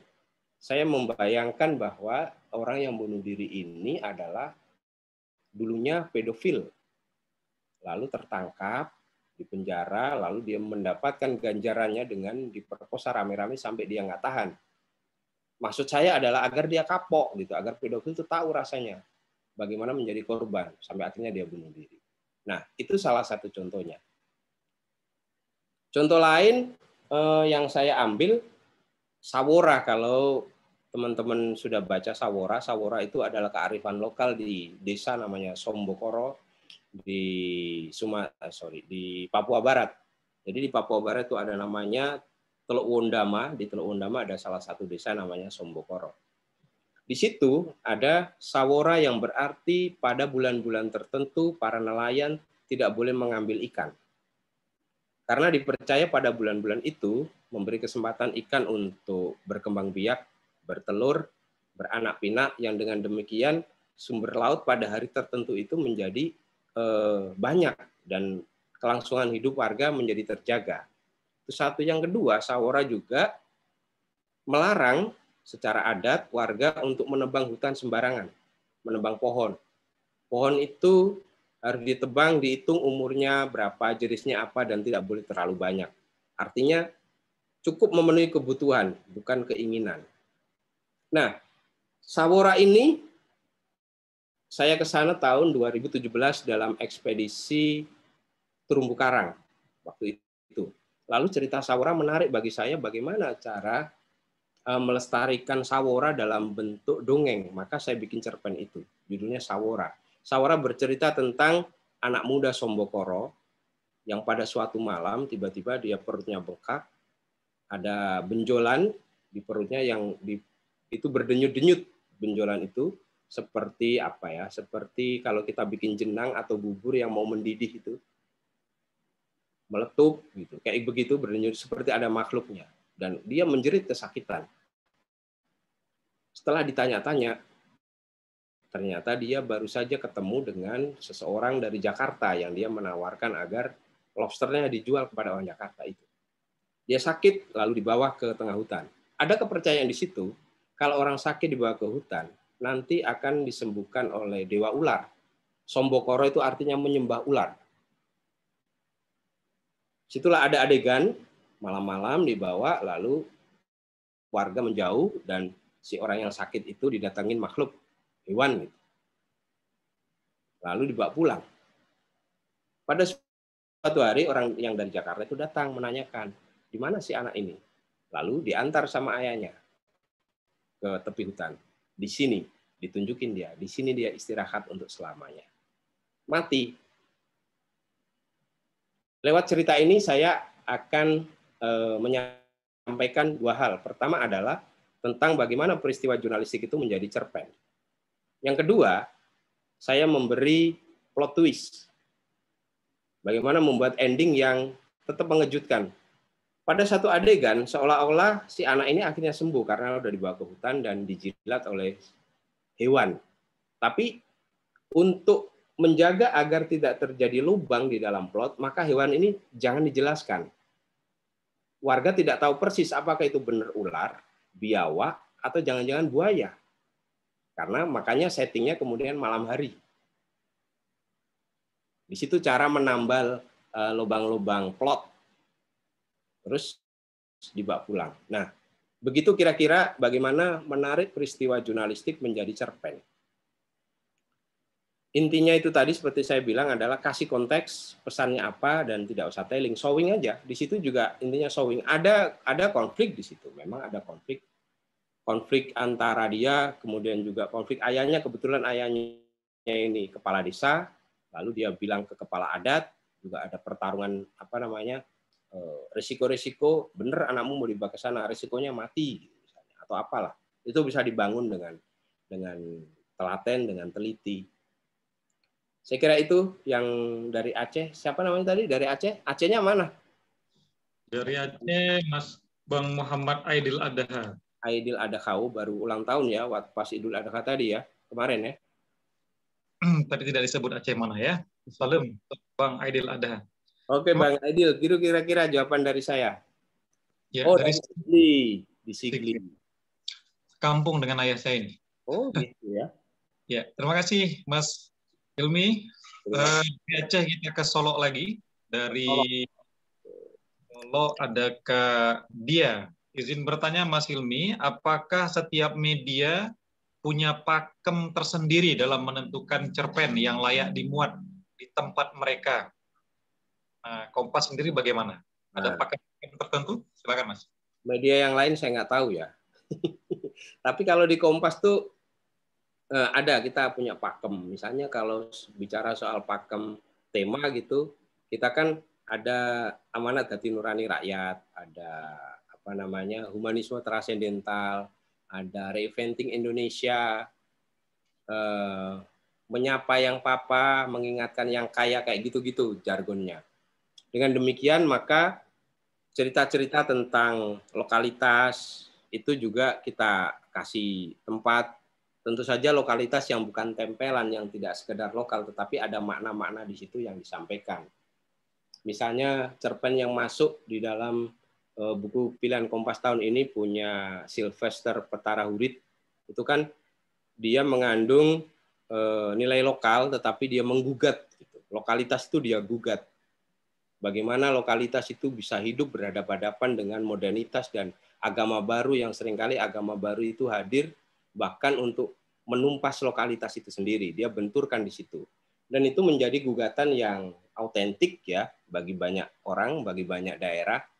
Kita tahu misalnya Sunda Wiwitan yang semakin terpojok, begitu muncul agama baru. Juga aliran-aliran kepercayaan yang sebenarnya dulu agama, seperti Ugamo Malim di Sumatera Utara, agama Malim, para Malim pengikutnya, itu semakin terdesak setelah Islam dan Kristen hadir di situ dan berkuasa. Nah, gugatan Sylvester seperti itu, lokalitas seperti itulah yang kemudian kita kasih tempat sebagai bentuk reinventing Indonesia. Hal yang lain, misalnya kalau kita perhatikan dari Madura ada Munamasari. Saya pikir dalam sisi sastra, Munamasari ini juru bicara Madura yang luar biasa.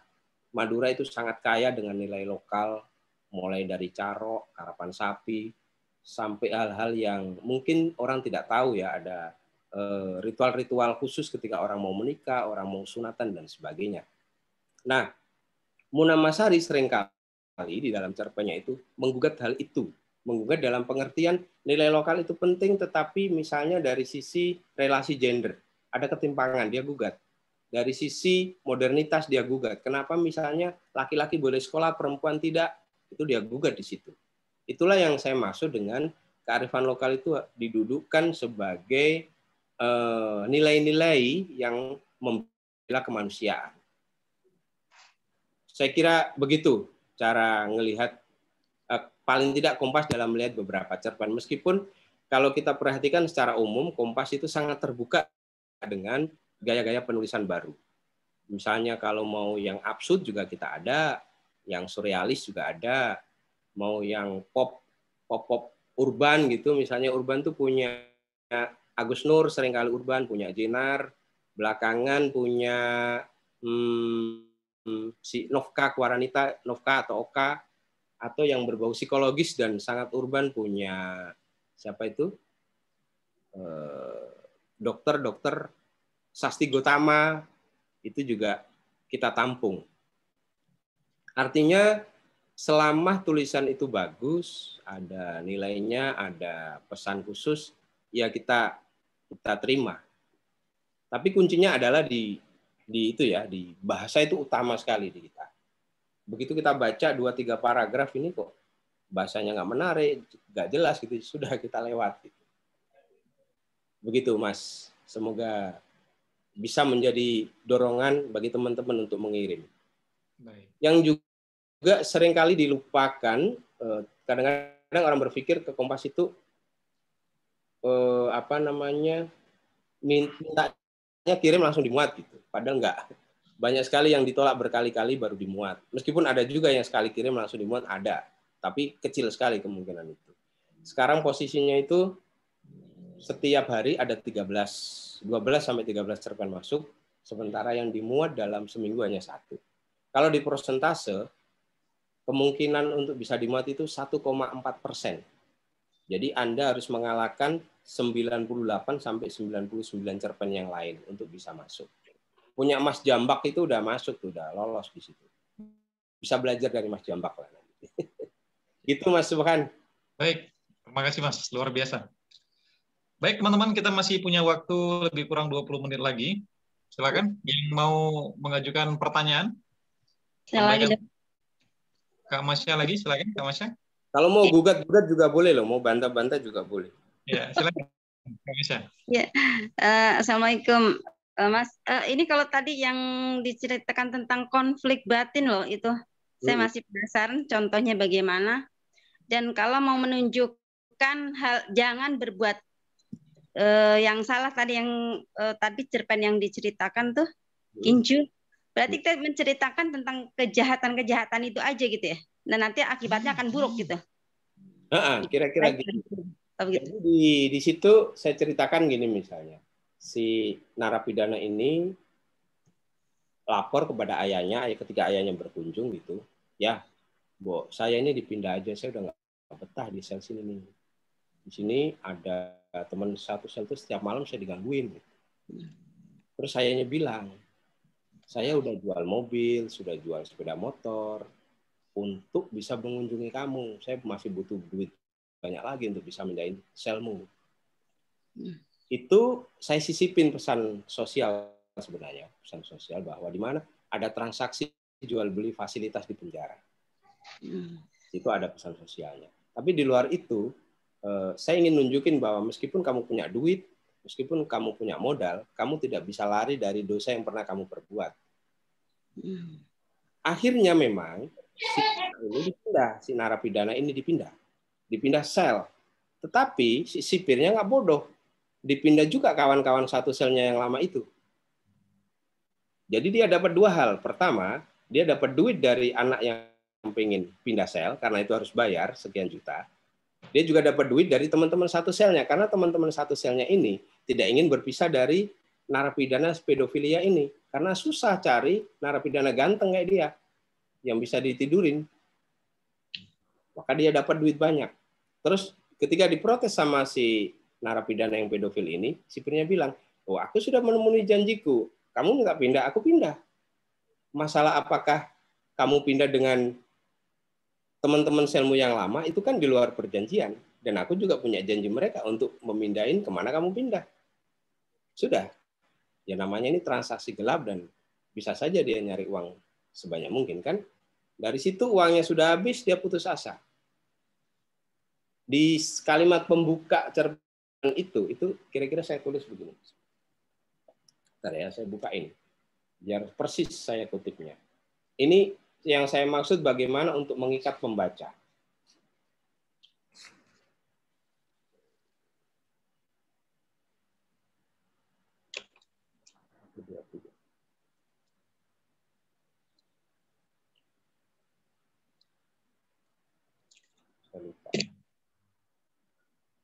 Nah ini, saya kutip begini.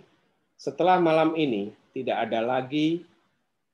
akan ada orang-orang brengsek yang akan menyetubuhiku lagi. Sudah. Itu kalimat itu menurut saya sudah cukup mengikat pembaca. Ini kalimat ini maksudnya apa? Yang mendengar saja pasti nanya, ini mau ada peristiwa apa? Ada kata-kata yang di situ menjadi kata kunci. Menyetubuhi. Setelah malam ini tidak akan ada lagi yang menyetubuhi. Itu sudah kata kunci itu. Kata menyetubuhi saja itu sudah punya daya pikat yang luar biasa di dalam sebuah cerita. Nah, setelah itu baru kita tarik ke peristiwa-peristiwa. Nah, kebetulan saya pakai plotnya maju mundur. Jadi biar enak untuk dinikmati, tidak linear. Kira-kira begitu, Bu Masha. Semoga menjawab. Itu tadi yang bilang konflik batin gimana? Contoh konflik batin. Yang konflik batin. Kalau yang konflik batin, saya pakai yang ini. Itu tadi kan bicara soal bagaimana orang yang jahat itu mendapatkan ganjarannya gitu kan. Yang jahat tetap dapat ganjarannya. Nah, konflik batin itu seorang ayah yang mencemaskan mimpinya. Jadi dia petani, dia seorang petani di masa pandemi, bukan petani, dia seorang buruh tani. Buruh tani di masa pandemi tidak dapat pekerjaan. Sementara anaknya minta HP, karena kalau tidak ada HP dia nggak bisa sekolah. Di satu sisi si ayah ini pengen anaknya ini belajar dengan serius agar bisa memutus rantai penderitaan keluarganya, karena kakeknya petani, pamannya petani, semua di keluarga itu petani. Kalau dia nggak sekolah, dia juga akan jadi petani. Jadi buruh tani bahkan. Sementara jadi buruh tani itu tuh nggak ada bahagianya. Maka kuncinya untuk mengatasi itu dia harus punya HP. Masalahnya harga HP itu sama dengan 3,5 bulan dia kerja, sementara udah berbulan-bulan dia tidak kerja. Tapi dia udah berjanji sama anaknya, nanti sore ayah akan pulang dan bawa HP. Nah, disitulah kemudian seorang ayah yang begitu perhatian kepada anaknya, seorang ayah yang begitu perhatian kepada masa depan anaknya, orang yang baik, pergi ke kota, ke toko HP. Ketika melihat HP, dia nggak punya duit. Di situ terjadi konflik batin yang kemudian dia memutuskan mencuri. Setelah mencuri, ketangkep pula dia, digebukin. Ketika digebukin itu, dia berpikir, ini sudah sore, bagaimana nanti sore anakku menunggu aku di rumah? Bagaimana kemudian mimpi-mimpiku yang untuk mengentaskan kemiskinan keluargaku itu? Sudah di situ saja. Tidak usah dikasih ending, apakah dia kemudian mati atau masih hidup, nggak usah diterusin. Saya cerita sampai di situ saja, sampai dia dipukulin. Oh, jadi gantung gitu ya? Gantung gitu ya? Nanti terserah. Oh, gitu. Nah, itu juga sebenarnya berdasarkan peristiwa jurnalistik saya nulisnya. Jadi suatu hari ada petani di Garut mencuri HP, dan dia ngaku HP-nya itu untuk anaknya sekolah. Dia akhirnya pulang, dan di ending cerita kalau nggak salah Kapolsek atau Kapolres gitu datang membawa HP dan anaknya bisa sekolah. Kalau saya kasih ceritanya seperti itu happy ending, menurut saya nggak menarik.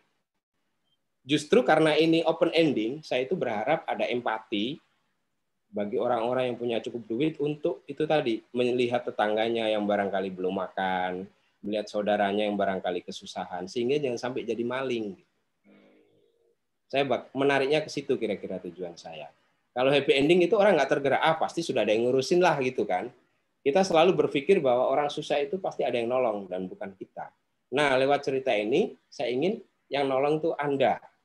Pertama kali yang baca cerpen ini tolong dicek saudara kita, teman kita, tetangga kita, apakah mereka sudah cukup makan.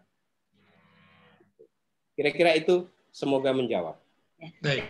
Terima kasih banyak. Ya, makasih. Terima kasih Mas Hilmi dan Kak Masya, luar biasa ya. Silakan teman-teman lainnya. Kita masih ada sedikit waktu di penghujung kelas. Yang ingin izin, Bang?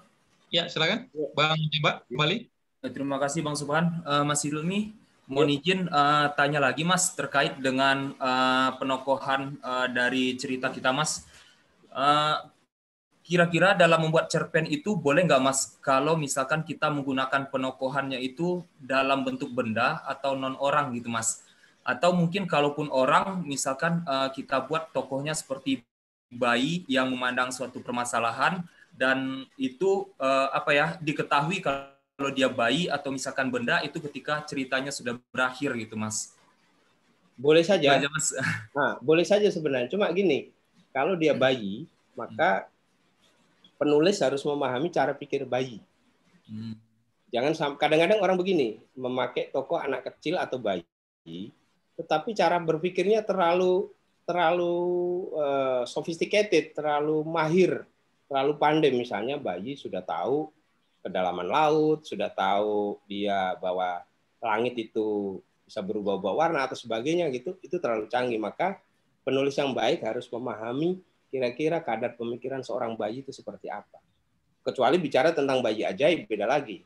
Bayi ajaib kita punya rujukan Nabi Isa yang bisa menyembuhkan orang, menghidupkan orang mati bahkan. Itu sudah tingkatannya beda lagi ya. Tetapi bayi secara umum harus ditarik ke situ. Kalau pakai benda nggak apa-apa.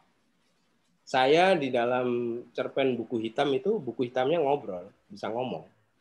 Saya nulis cerpen lelaki pengasuh hujan yang dimau di pikiran rakyat, itu air hujannya bisa ngomong. Saya bikin bisa ngomong untuk menguatkan karakter si lelaki itu. Dan itu tidak masalah bagi saya. Selama kita punya, apa namanya, dalam sebuah cerita, dalam sebuah cerpen itu dia punya logikanya sendiri ya. Logika di cerpen itu, di luar logika umum. Maka yang penting adalah bagaimana kita menyusun logika-logika di dalam kalimat dalam cerpen itu, sehingga ketika kita bicara tentang bayi yang bisa ngomong, bicara tentang buku yang bisa ngomong, atau bahkan air yang bisa ngomong itu tidak menyalahi logika di dalam cerita itu sendiri. Dan akhirnya bisa diterima oleh pembaca. Nah, ini butuh kehati-hatian, karena seperti orang sono bilang kan, devil is in detail. Jadi setannya itu ada di detail-detail. Kalau kita di detailnya itu tidak teliti, kita bisa terjebak di situ dan cerita kita menjadi hancur. Menjadi aneh, menjadi tidak masuk akal. Nah, inti dari cerpen seperti itu adalah membuat sesuatu yang tidak masuk akal menjadi masuk akal. Contoh sederhananya gini deh. Sebenarnya mana ada sih orang disengat lebah kemudian menjadi manusia laba-laba. Disengat laba-laba kemudian menjadi Spider-Man. Itu logika manapun kan sebenarnya logika awam kan tidak masuk. Tetapi si pencipta Spider-Man nunjukin, oh ternyata si laba-laba itu bukan laba-laba biasa, tapi dia laba-laba yang sudah mengalami evolusi genetika, sehingga dia mengandung sesuatu yang kalau masuk ke tubuh dia bisa menambah kekuatan, bisa menambah daya tahan dan sebagainya. Itu yang saya maksud, bagaimana membuat sesuatu yang tidak masuk akal menjadi masuk akal. Itu Mas Jambak. Baik, terima kasih. Terima kasih banyak Mas. Ya. Baik, terima kasih Bang Jamba, Mas Hilmi. Lanjut ke Pasaman, ada Kak Puspadani. Silakan Kak Puspadani. Assalamualaikum warahmatullahi wabarakatuh. Waalaikumsalam warahmatullahi wabarakatuh. Terima kasih Pak Instruktur dan juga Mas Hilmi. Yang ingin saya tanyakan di sini, mungkin ini kalau untuk penulis yang lain mungkin pertanyaannya ini mungkin sudah biasa, tetapi bagi saya ini masih menjadi persoalan, Mas Hilmi. Tadi saya memang kebetulan saya belum pernah membaca cerpen-cerpennya Mas Hilmi, tetapi dari judulnya saya tertarik sekali. Kan ada yang tadi judulnya yang disebutkan lelaki pengasuh hujan. Kemudian kalau tadi ada beda dan apa tadi Mas? Beda dan gincu. Apa tadi? Gincu. Beda dan gincu. Beda gincu dan tangan yang terkulai gitulah. Iya, beda. Jadi gini Mas, saya tuh cerpen apakah itu dari ataupun di sos kan, saya tertarik dengan ide-ide yang disampaikan gitu kan. Tetapi saya ingin mencoba pula untuk membuat cerpen itu, tetapi kadang-kadang ide itu sulit sekali saya menemukannya Mas. Jadi bagaimana cara kita itu bisa menemukan ide-ide yang kreatif atau yang berbeda lah dari hal-hal yang biasa, sehingga nanti bisa hendaknya kita olah itu menjadi cerpen yang menarik. Jadi saya ingin trik-triknya gitu. Terima kasih. Triknya adalah pertama latihan membuat premis, Mbak Puspa. Premis itu inti atau bayi dari sebuah cerita. Dia embrionya. Latihan membuat premis, Mbak bisa mengambil dua kata, sembarang kata apa saja. Taruhlah saya tempo hari itu kasih contoh kepala dan topi. Ini bikin premisnya begini. Topi saya pakai di kepala, tiba-tiba pandangan saya berubah. Sudah. Dari situ premis ini bisa dikembangkan lagi. Misalnya ternyata topi ini datang dari 300 tahun yang akan datang, dari masa depan. Siapapun yang pakai topi ini bisa menjelajah waktu. Bisa datang ke masa lalu, bisa datang ke masa depan. Misalnya, lewat topi ini kita bisa mengoreksi masa lalu kita. Pernah ketemu mantan yang menjengkelkan, ya kita kerjain dia di masa kecilnya, bisa sebagai bentuk dendam. Bisa kita manfaatkan itu. Jadi topi dan kepala bisa menjadi ruang imajinasi kita yang luas sekali. Kita bisa datang ke zaman Fir'aun, datang untuk misalnya ada orang bilang bahwa Nabi Musa itu jenggotnya lebat sekali, kita bisa datang ke zaman Nabi Musa untuk mengkonfirmasi apakah benar Nabi Musa jenggotnya lebat sekali misalnya dengan topi itu. Bisa begitu. Atau ambil dua kata apalagi yang kira-kira Mbak Puspa sekarang kepikir dua kata.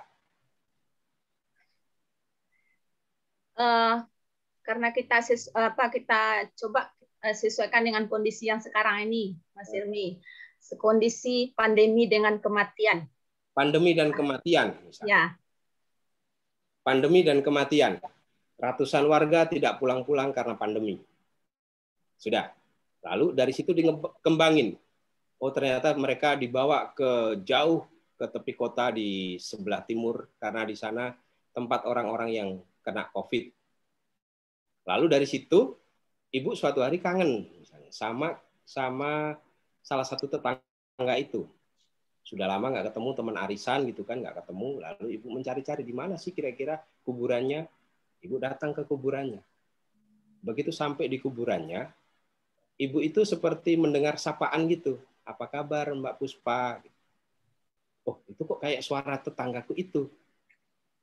Tiba-tiba ibu serasa bisa ngobrol dengan orang yang sudah mati. Disitulah ibu kemudian menggali bagaimana rasanya kena COVID, menggali bagaimana rasanya bertemu dengan malaikat maut. Ibu juga tanya di situ, seberapa sibuk malaikat maut pada hari-hari ini? Apakah mereka juga sesibuk para tenaga kesehatan itu? Ibu bisa gambarin, imajinasikan di situ. Terus kalau misalnya ibu bisa sisipkan pesan-pesan moralnya misalnya, malaikat itu sebenarnya juga sebel misalnya. Bilang aja, malaikat itu juga sebel dengan ulah kita yang tidak mau nurut dengan peraturan-peraturan, tetap berkerumun, tetap ikut pesta ulang tahun dan sebagainya, yang itu sebenarnya membuat malaikat maut sibuk karena mereka harus mencabut nyawa banyak sekali. Bisa begitu, dari situ bisa liarkan imajinasi. Orang bilang gini, kalau bisa out of the box, gitu, keluar dari kotak. Kalau saya bilang there is no the box, kotaknya itu nggak ada, jadi bebas saja, bebaskan. Kira-kira itu Mbak Puspa, semoga membantu. Latihan, ambil dua kata, susun menjadi kalimat, lalu dari kalimat itu terbangkan pikiran kita kemana-mana. Dari situ nanti pulangkan lagi ke tulisan, kira-kira ini masuk akal apa enggak. Gitu. Kalau nggak masuk akal, di mana harus dijahit agar ini masuk akal. Gitu-gitu terus latihan, lama-lama nanti terbiasa. Allah, terima kasih Mas Hilmi. Sama-sama. Baik, terima kasih Mas Hilmi, Kak Puspa, ya, latihan membuat premis ya. Kalau ini tentu saya kira banyak sekali di sekitar kita, tinggal bagaimana memungut dan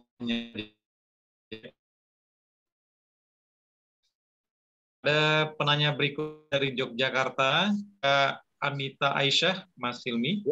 Masih tentang POV ketiga, Mas Hilmi, apakah sudut pandang yang serba tahu ini harus selalu yakin, tidak bisa ada mungkin atau sepertinya dalam narasi? Apakah membincang nasibnya Mas Hilmi menggunakan POV 2? Anita, silakan Mas. Terima kasih. Saya jawab dari yang nomor 2 dulu. Ya. Iya betul. POV nomor 2 itu yang membincang nasib. Membincang nasib itu, saya premisnya adalah bahwa Tuhan itu dalam menciptakan nasib itu seperti clockmaker. Gitu. Tuhan itu melihat menciptakan manusia itu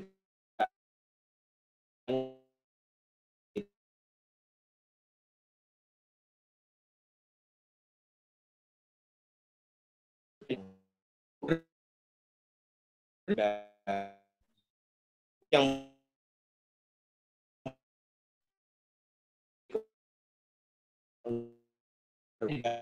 itu ada ayat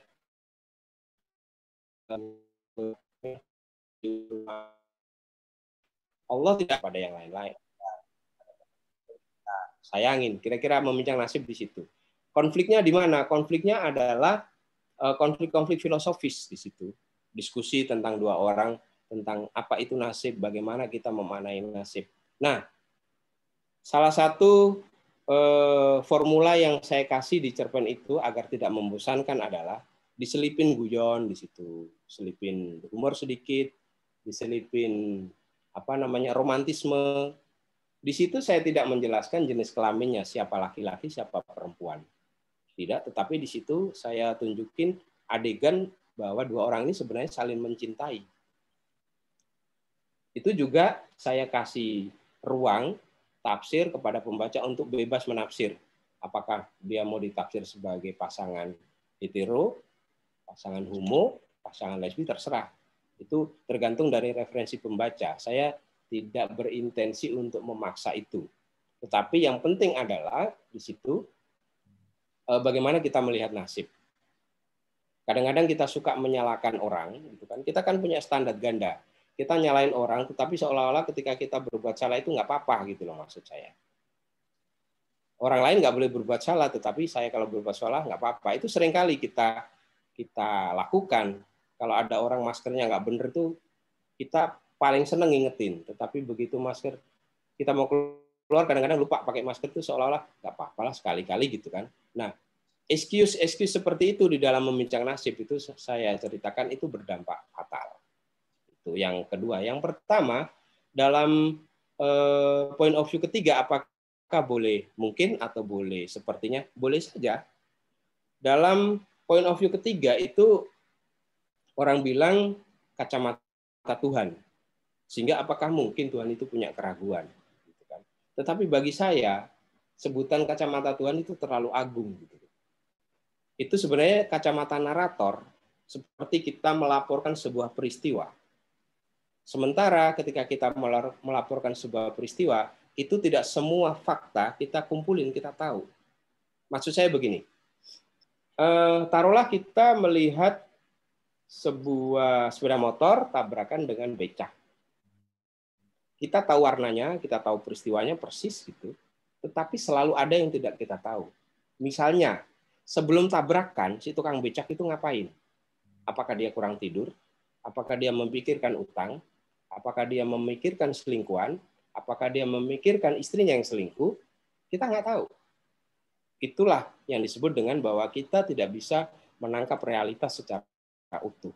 Nah, sebagai pencerita narator, sebagai narator di situ, kita berceritalah seperti manusia, seperti seseorang, sehingga pembaca itu merasa cerita kita tidak klise, tidak mengada-ada.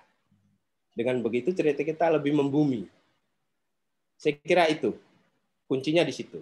Jadi tidak harus menjadi narator yang sempurna, yang tahu segalanya.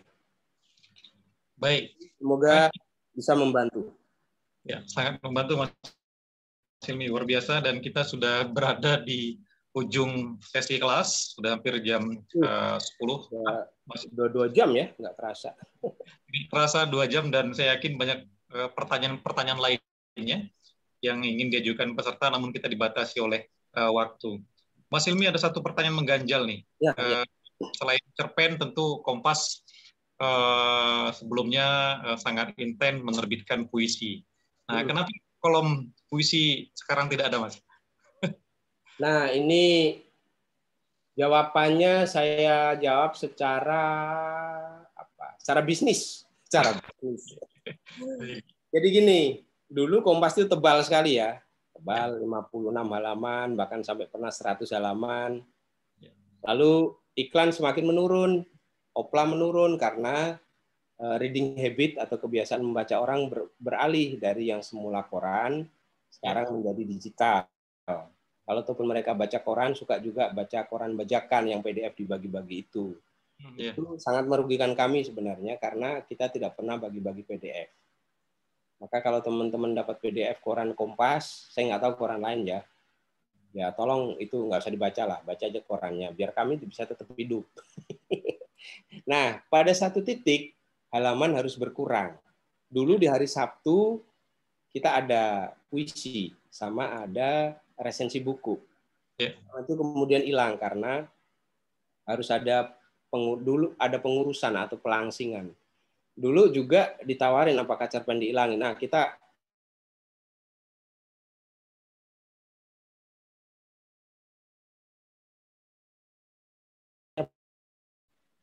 sekarang kita lagi mencoba menghidupkan bagaimana agar sastra atau dalam hal ini puisi saja itu tetap dimuat. Kita lagi mencari peluang-peluang agar paling tidak bisa dimuat di Kompas ID.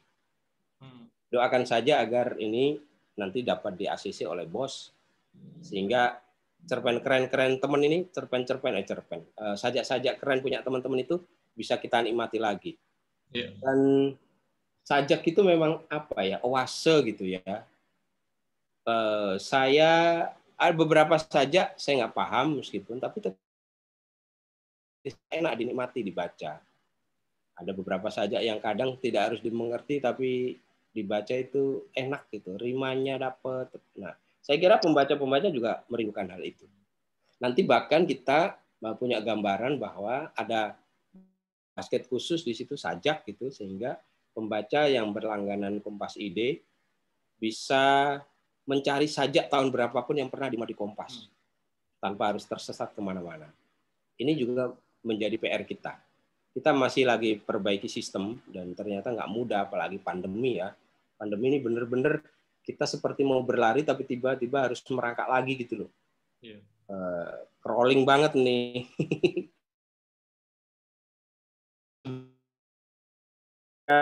Itu menjawab beberapa teman yang saya juga tidak sendirian, karena sebelumnya saya juga ditanya antara lain Bang Hasan Asbahani juga nanya itu, teman-teman yang saya kenal Pak Eka juga nanya itu, Eka Budianta juga nanya itu. Baik, Mas.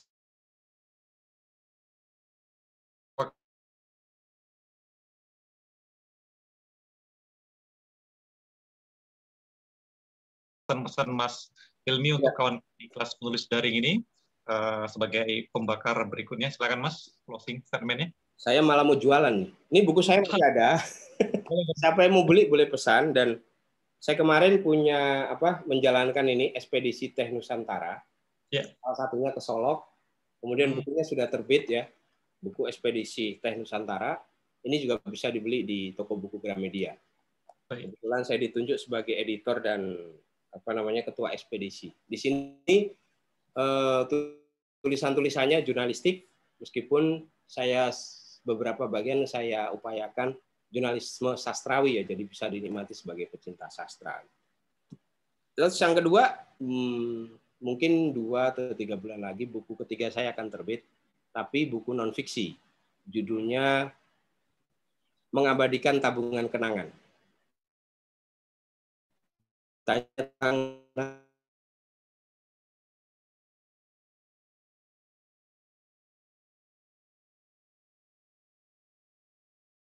Itu terbit, ternyata kita belum bisa keluyuran karena masih pandemi. Itu sih bukan closing statement, tapi closing jualan. Jualan sales statement, selling statement. Terima kasih Mas Hilmi. Dan nanti bukunya kita promosikan di grup WhatsApp kelas penulis daring. Nanti mungkin Mas Hilmi bisa sama tanda tangan juga ya Mas kalau mesan bukunya? Oh.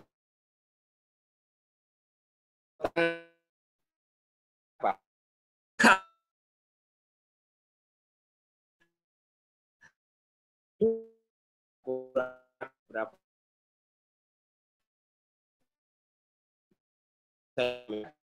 Kalau ini cetakan kedua jadi mungkin 30 atau berapa.